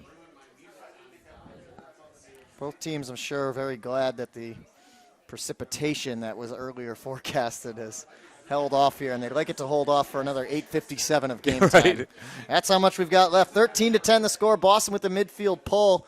Got past one player on DC. That was Webster, but it bounced up, and they're actually going to have to bring it back right to about the goal line. That's where they'll start off and immediately put it downfield, and McNaughton cuts off his man. Didn't get a hand on the disc, but had good position to not allow the cutter for DC to come up and pick it up. Could used a little more air under that from Bellinger, but I see the idea there was just that they wanted to get it down to the other end of the field. Griezmann was the guy he was trying to get it to. Now Hooker will start off for Boston, and that was their opportunity to get back-to-back scores. They're playing right into DC's hands there. If you show no competence on offense, there's no dissuasion for the other team to just put it down to the other end of the field. And that one skips as they might have a call. Yeah, thrower's looking for a call right away, and based on the flight of that path, the flight path of that disc, probably a call. And it is. But there's nowhere to advance as you're on the goal line.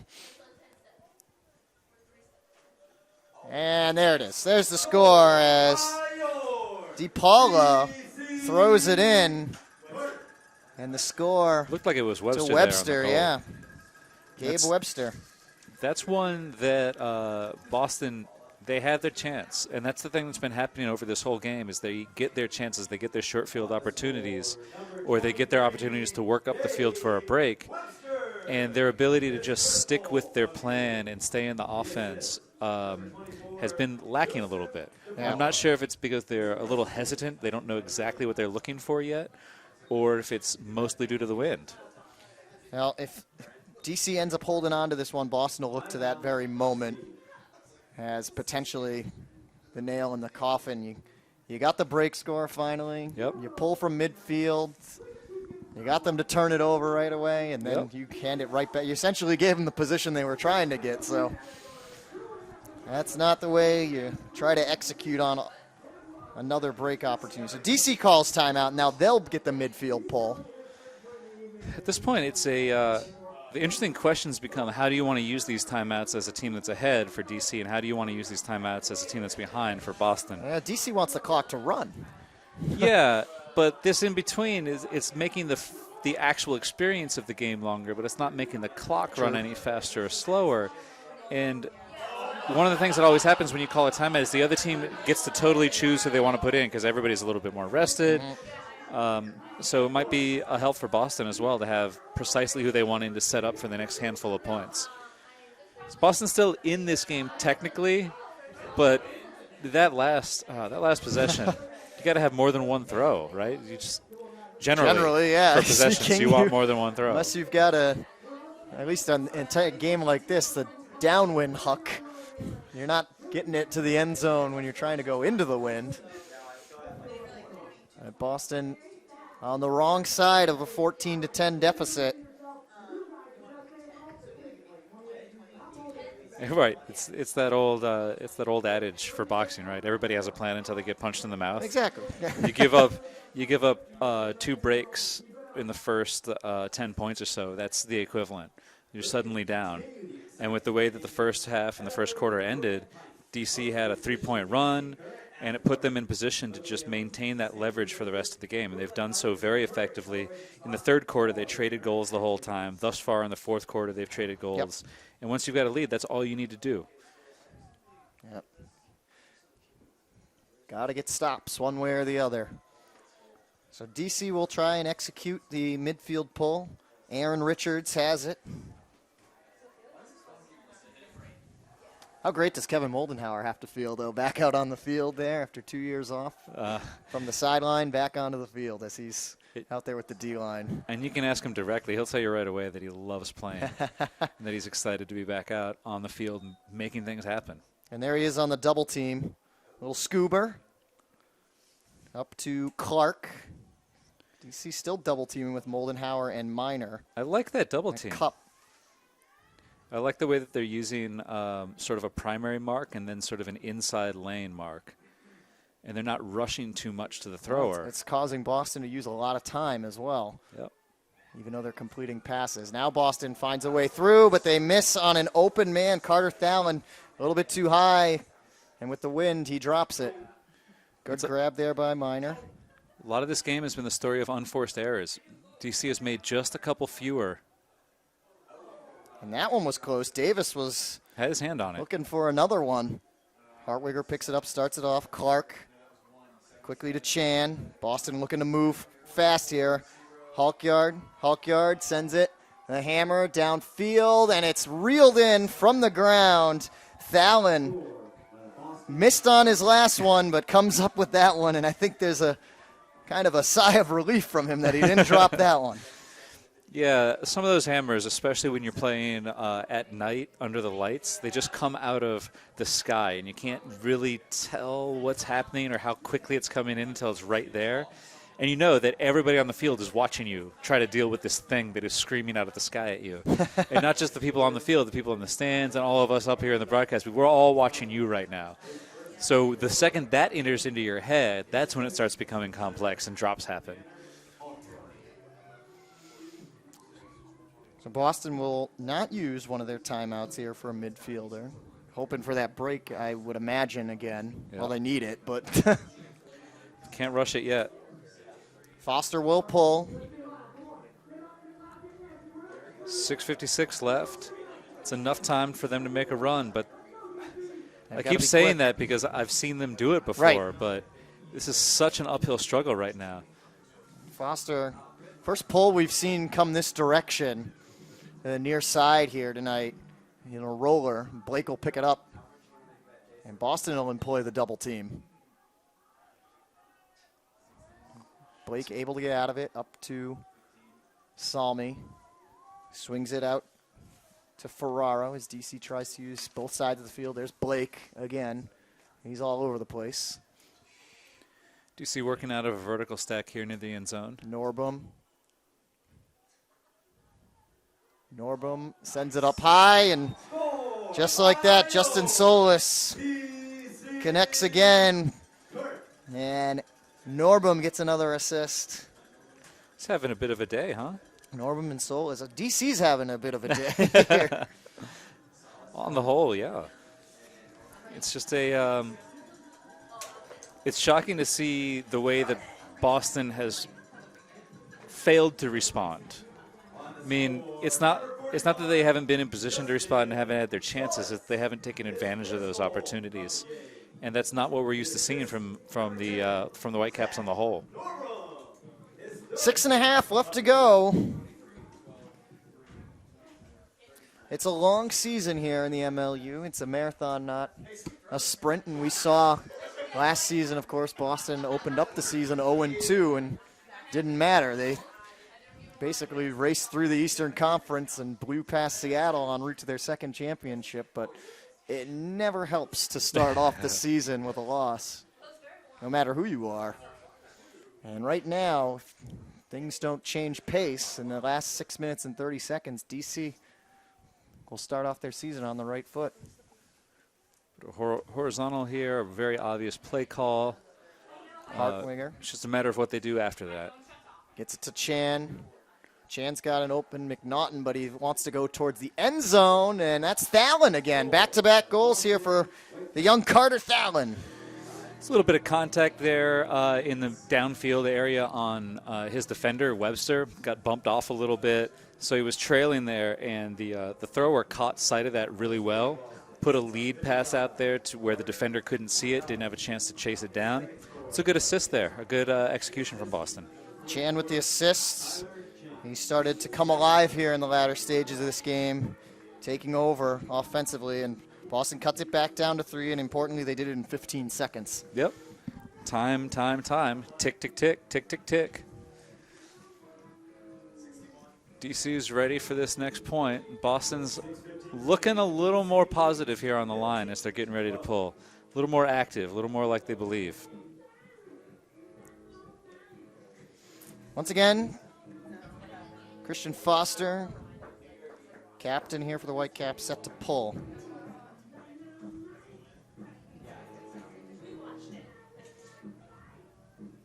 Very good pull into the wind. Blake will start it off over to Salmi. And Delrico Johnson is hustling downfield. That's Solis. Drew a lot of attention from the defender on him as well as the other defenders. Salmi comes back under for the dump. He's got Gibson back, and we have a whistle away from this, a pick against DC. So Salmi will march it back 10 yards.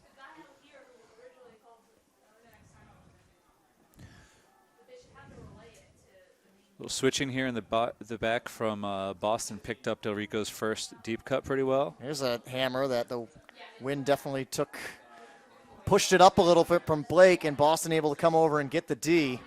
It was probably the lowest quality hammer we've seen so far out of the 5 or 6 or so. And we have injury here for Boston. It's coming off pretty gingerly. That's Victor Lua. Putting in Taylor here as a sub. It works out Boston's favor. So number 10, Victor Lua, exits the game. And DC brought Antoine Davis on. That's right. They get to sub as well. Didn't see who ran off there, though. Looks like they brought Khalifa off, yeah. Off. Now Boston's in a tight spot here right away in this corner, and their little short passes to the front of the stack are kind of tight in this wind. And timeout called by Boston. Sam Rosenthal ripped his hat off his head. It takes some guts to do that in the cold like this. So he's either not happy with what's going on, or he just wants to get the rest of his offense out there. They needed to do something there because there were 4 sort of downfield Boston players sort of milling about in a square kind of formation. And that's not generally how you find open spaces as an offense, just milling about in a square type formation. And as you saw, they weren't throwing their first looks to their handler reset offense.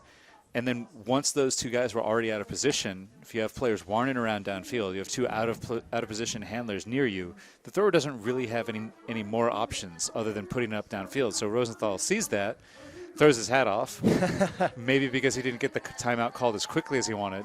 But they're saving possession right now, and they need to score this goal to bring it to 2 points instead of 3.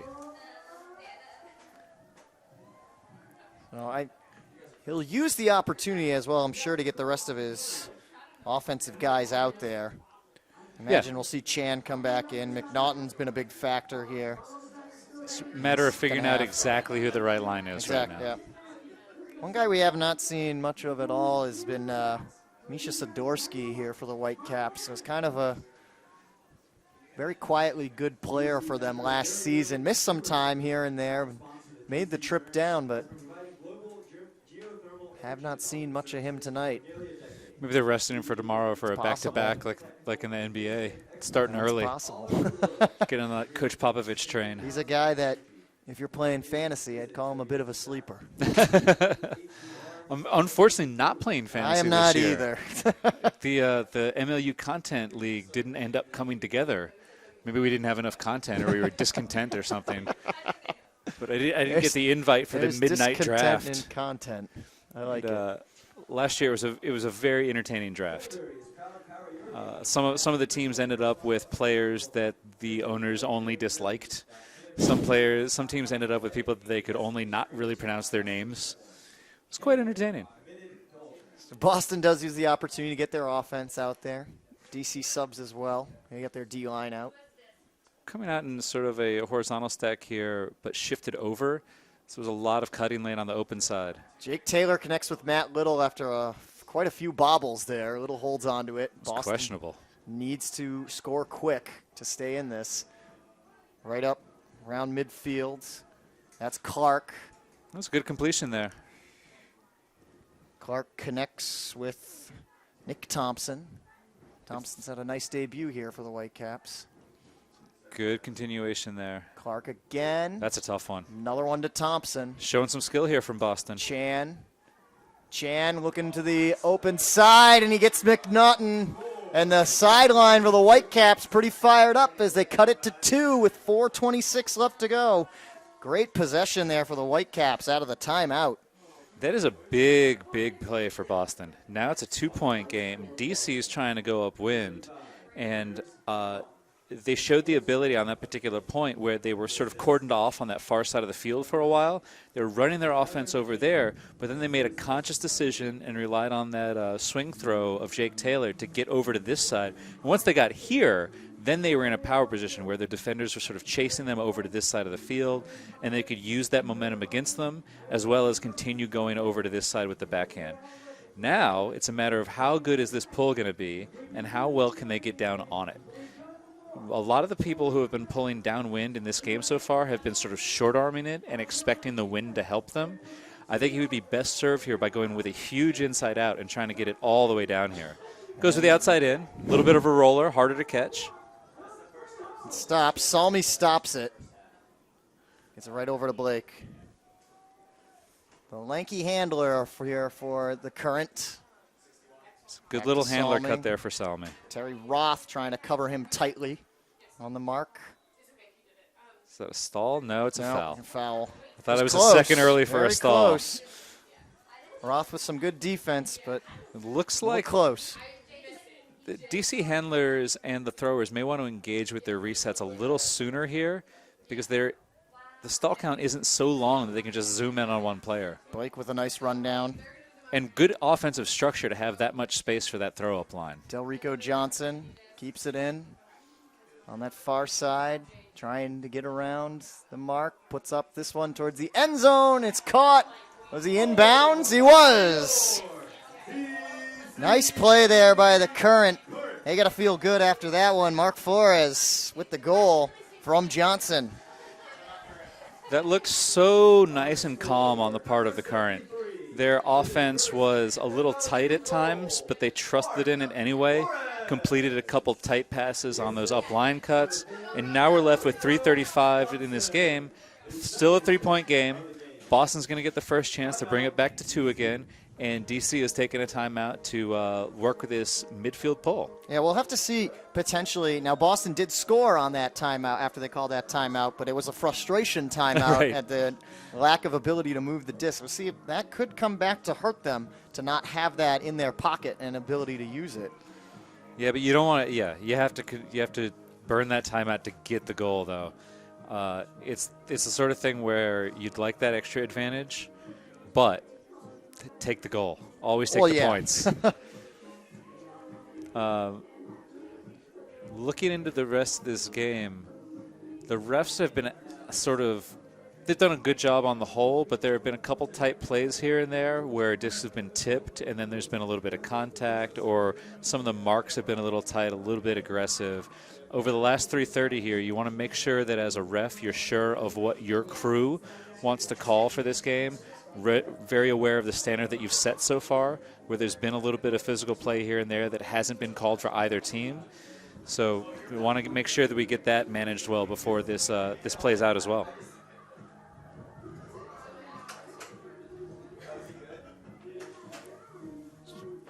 We'll see who Boston sends out there. I really think the big difference in the way their offense is played is the execution, especially between Tyler Chan and Piers McNaughton. They kind of a two-man show here in this second half. McNaughton, he has 4 goals on the night. He had the very first one of the game, 3 here in the second half, as well as an assist to Chan. And Tyler's had the last 2 points, connecting with McNaughton and Carter Thalen. So play of those two on offense is pick the Whitecaps right back up. And there they go, heading out onto the field. Thalen and Little as well. Looks like former Dogfish, Nick Thompson, Jake Taylor, and Sandy Hartwigger will be out there as Cobb comes out, as well as Barnhart, DePaula, Gabe Webster, Michael Moses.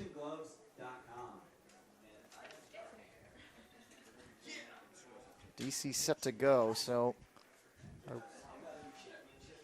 Let's hope we get this pull into the back corner so we have a pretty good test for Boston here, and we see what tricks DC has up their sleeves for this, what should be a good downfield I pull. believe this is the first midfield pull we've seen from that side of the field.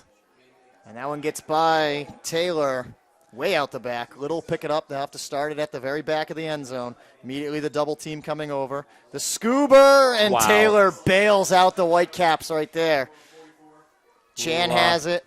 A lot of tension up here in the booth with that throw. Thompson looking for McNaughton downfield. The speedy man from Tufts reels it in. He's about an inch short of the goal line, and then he finds Thalen, and Boston survives a big-time scare there. Jake Taylor, the captain, reaches up skies for that one.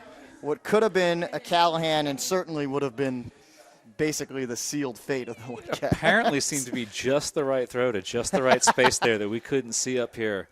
But once they completed that pass, it was more or less off to the races. And they had enough confidence to unleash that big deep throw from Thompson, I believe. Yep. Had a lot to do with it. And then Thalen at the end, once they were on that two-on-two break, instead of running directly into the end zone, if you saw it, he stopped, ran across the field, and then up into the end zone on the other side of the thrower. What that does, so long as the thrower sees you coming, is it makes your defender react to a cut before you even get there. You're not running straight towards your defender who's beating you down the field. You're changing the angle and pushing out and giving him an easy option for a goal early. Very good work to confirm that score. And again, McNaughton, another big player once again in that score. He gets the assist, but he really had the huge run. Miner stops that one. Solid pull, well fielded. DC's got their D-line out there for this one. Miner gets it from Moldenhauer. Quickly over to Richards. Richards trying to deal with Katz. The layout bid defensively for Boston, not there. Moldenhauer gets it, but Hooker is hurt. That'll stop the clock at 2:55. Always tough, too, in the cold as guys tighten up and you can get cramps easy. And that might be just what Hooker's dealing with right now. It looks like he came through there. Could have landed on Moldenhauer's ankle or something on the way through. Seems to be walking okay, though. It's just good to see.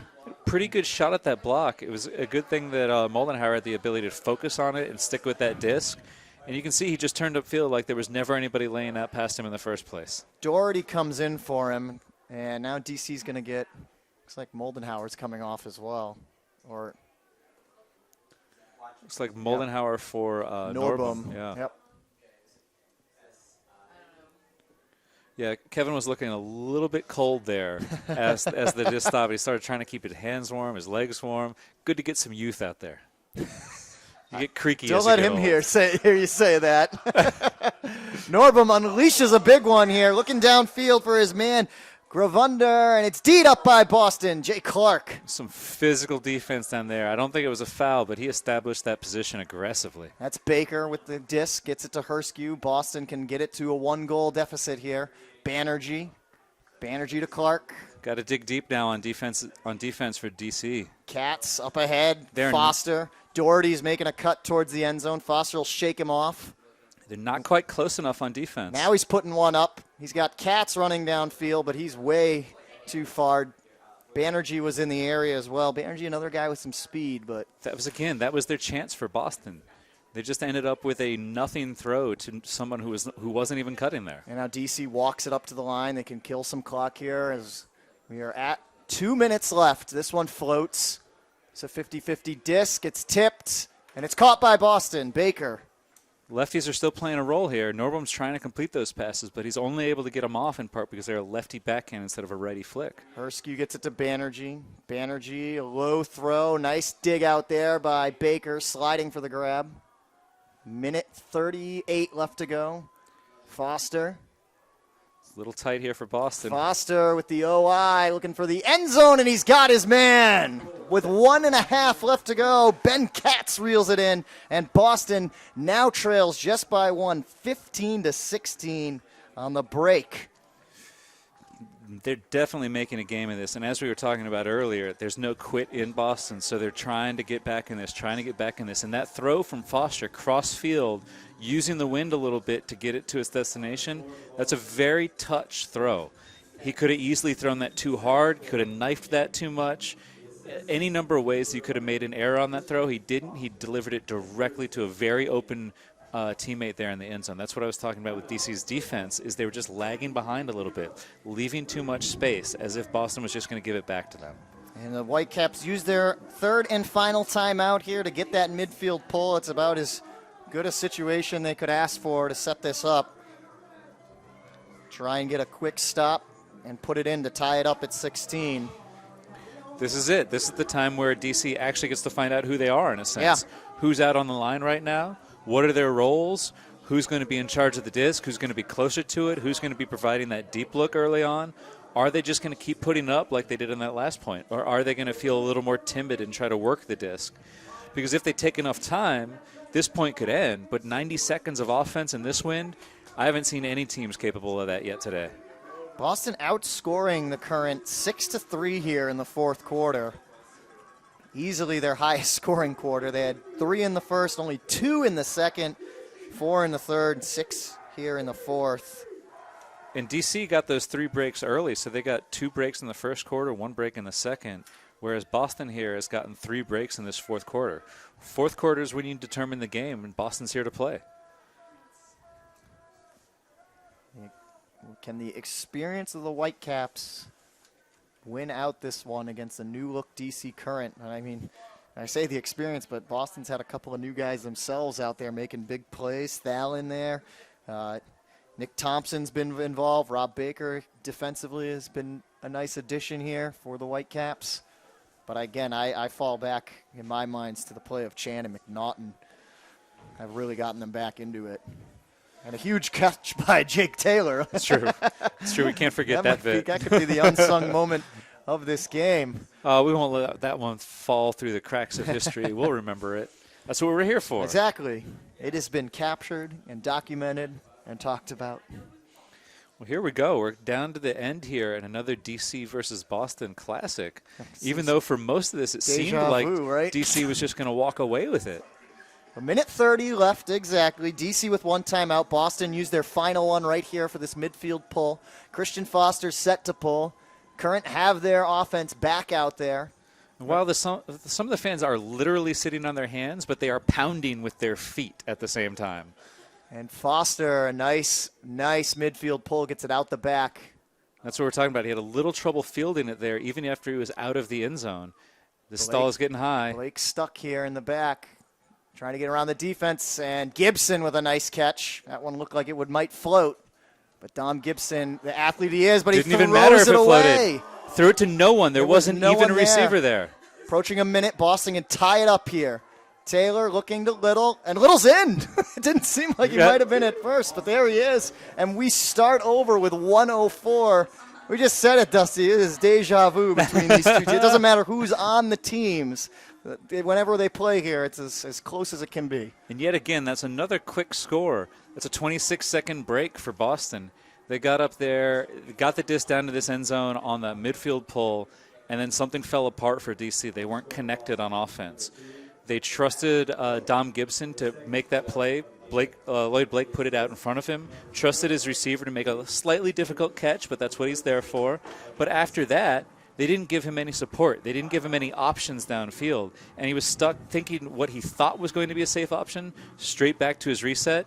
Reset bailed out. Wasn't even there. He left as soon as that was happening. So it's a matter of connection between the team right now for DC. Gibson's a veteran here, too, and he was looking for Salmi, another guy. These are 2 of their returning players here that are being counted on to be go-to guys, and especially situations like this. And you see the difference right now on the sidelines. Boston is fired up, and DC is trying to figure something out. Now they're still up a break so that they have that opportunity to potentially win the game here with 1:04 left. The key is the minute 4. So ideally, you would use 64 seconds to score. They just used their final timeout, too. As we've discussed, we haven't seen that either of these teams is capable on this particular night, in this particular game, of maintaining possession for that long. And it'll be a tough task considering they're going upwind again. It's not as heavy and as strong as it was earlier, but there's still enough of it that the passes upfield are more tested. There's just a little more pressure on every single throw. So here we go, 104 left. DC starting to send their guys out there, tied up at 16. There are no records right now. Both teams just fighting for that first win of the season to start off on the right foot. And here come the Current. They got Gibson, Norbrom, Johnson, Joe Freund, Blake, and Salmi out there on the line. Boston looking to send their guys out as well. Looks like it's going to be Katz, Hooker. Hooker's been playing well in his new team here. Good to see him back in the huddle there after he had that momentary injury there. Foster, Herskew, Baker, Clark, Tyler Chan out there to play defense. Katz and Hooker, as previously mentioned. Thompson also has made a positive impact on his new squad. Boston taking advantage of the players moving around the league. Let's see where this pull goes. It's going to be his big outside in, I guess. There we go. Yep. It's Foster again with the pull. It's going to touch down and bounce up and over Salmi. And it's going to roll to the back. Blake recovers here, gets it right up to Salmi. Good help by under Blake a minute. there. And Foster with a huge layout D. Boston can take the lead. And DC's hanging their heads a little bit right now. They got to get on defense. We have a call. Wow, that was a heck of a block underneath. Foster just showing that he wants it. He'd been setting that up for a while. The thrower didn't know how much momentum Foster had going into that little area. And it's against the Current, so Boston on the goal line here with 46 seconds left. Clark trying to find somebody. He has to dump it back. Good defense so far from DC. Herskew floats that one up. Hooker with a good grab. Hooker. They're working so hard here. Can't get it to the break side. 28 seconds left. And a penalty foul against Boston. I'll back him up. 28 seconds. Can Boston hold on for that long and get the score here, or will DC make a big play? Hooker's got it. 25 yards out. That one floats. The bid. Now he's free. Open to Chan. Chan lays out and he scores. Wow. What a play. Tyler Chan. And he leaves 20 seconds left. Boston with their first lead of the night, 17-16. And Delrigo Johnson took that chance there to get a block on the swing pass that floated up a little bit, but he delayed so long that the thrower then had a free throw next to get upfield. And then the focus on Chan to catch that with one hand going into the end zone, that made a huge play for Boston. Yeah, but how do you not make that bid if you're Delrico Johnson, too? He's got to go for it, you think, yeah, right? But he had to be going for it for a step earlier. He would have had to be already laying out instead of like reaching and then trying to lay out. And yeah, you try to go for it, but if you had set a mark there, perhaps it wouldn't have gone up that side and you would have forced them back this way. Boston will send out Foster, Taylor, Clark, Hirschberger, Baker, McNaughton, and Thompson. DC, can't quite tell all the numbers here. Well, that's a 4-point run there for Boston. It started with a hold to get to 14, and then a break to get to 15, a break to get to 16, and a break to get to 17. 8 scores in a quarter. We saw them do that at the tail end of the last season when they were blowing out Philadelphia in the last 2 games in the East. 8-3. Short pull, so that'll benefit DC here. Norbrom will pick it up. Don't rush to pick it up. You don't have anybody downfield yet. Now he's got it marked by Taylor. And it's a turn, and Boston can just run out the clock here. No reason to even pick this up yet. 10 seconds. Boston picks it up. Just has to make one throw, and that'll do it. Clark has it. He doesn't have to make a throw. And Boston comes back down as much as 5. Yeah. And they win 17-16. What a finish here at DC. But I feel like I've said that more than once. It's an incredible show for Boston to come back and win this game. DC let that out of their grasp. They had this game. And it was all about the errors that they made both on a team level and an individual level late in the game. There's a couple turfs, there's a couple drops, there's a couple throws to nobody, and those don't happen if you're used to your teammates. But that's what the coaches were talking about early on before the game even started. This is the feeling out process. Unfortunately, even when you play well, the feeling out process of learning who your team is, it often entails errors. It often entails mistakes. And what matters is how you learn from that about your team and about yourself going forward. But for now, Whitecaps have won the opening match between DC and Boston. And the way that they did it, it's another note for the whole rest of the league where we can be down 4 in the fourth quarter. It doesn't make a difference. We can come back from that. A 4-point deficit with 3:35 to play, yeah, we got that. We'll take care of it. We're already down at the beginning. We don't get any breaks in the first half. Not a problem. We'll take care of that in the fourth quarter. This is another thing where Boston just has their hold on this league. So Boston goes on a 4-0 run to finish off the game with a win 17-16. Do you have a player of the game, Dusty? That is a tough ask right now. I mean, I want to kind of say Thompson with that one throw that kind of broke it all open, but it relied on so many people for the Whitecaps to get through this game. They got a bunch of scores early and then late by different players. Chan kind of got more involved as it went on. McNaughton was involved from the beginning back through the end. But also, you could look at Jake Taylor, who was completing a lot of the – they had that grab, and then he had a lot of the cross-field passes that Boston relied on to get to the other side of the field and then get their scores. It's tough to pick one right now. Well executed by Boston in that fourth quarter, really the whole second half. They made the adjustments, and it worked out for them. They improved to 1-0 on the early season. The current fall to 0-1. Boston will head to Philadelphia tomorrow. So 2 1-0 teams going head-to-heads or first place in the Eastern Conference here early. That's a 12 p.m. start. Dusty and I will be on the call for that one. If you can't make it out to Philadelphia for that game, you should try to do it. It should be a nicer day than it was here tonight weather-wise, but we will have you here on MLU Live.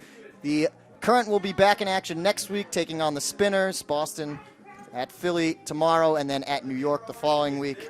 But I think that's going to do it here for us tonight at the Catholic University of America Cardinal Stadium. Our final score, 17-16, Whitecaps over the Current. On behalf of Dusty Rhodes and everybody else here at the MLU, I'm Jeff Poster, and we'll see you tomorrow at Philadelphia.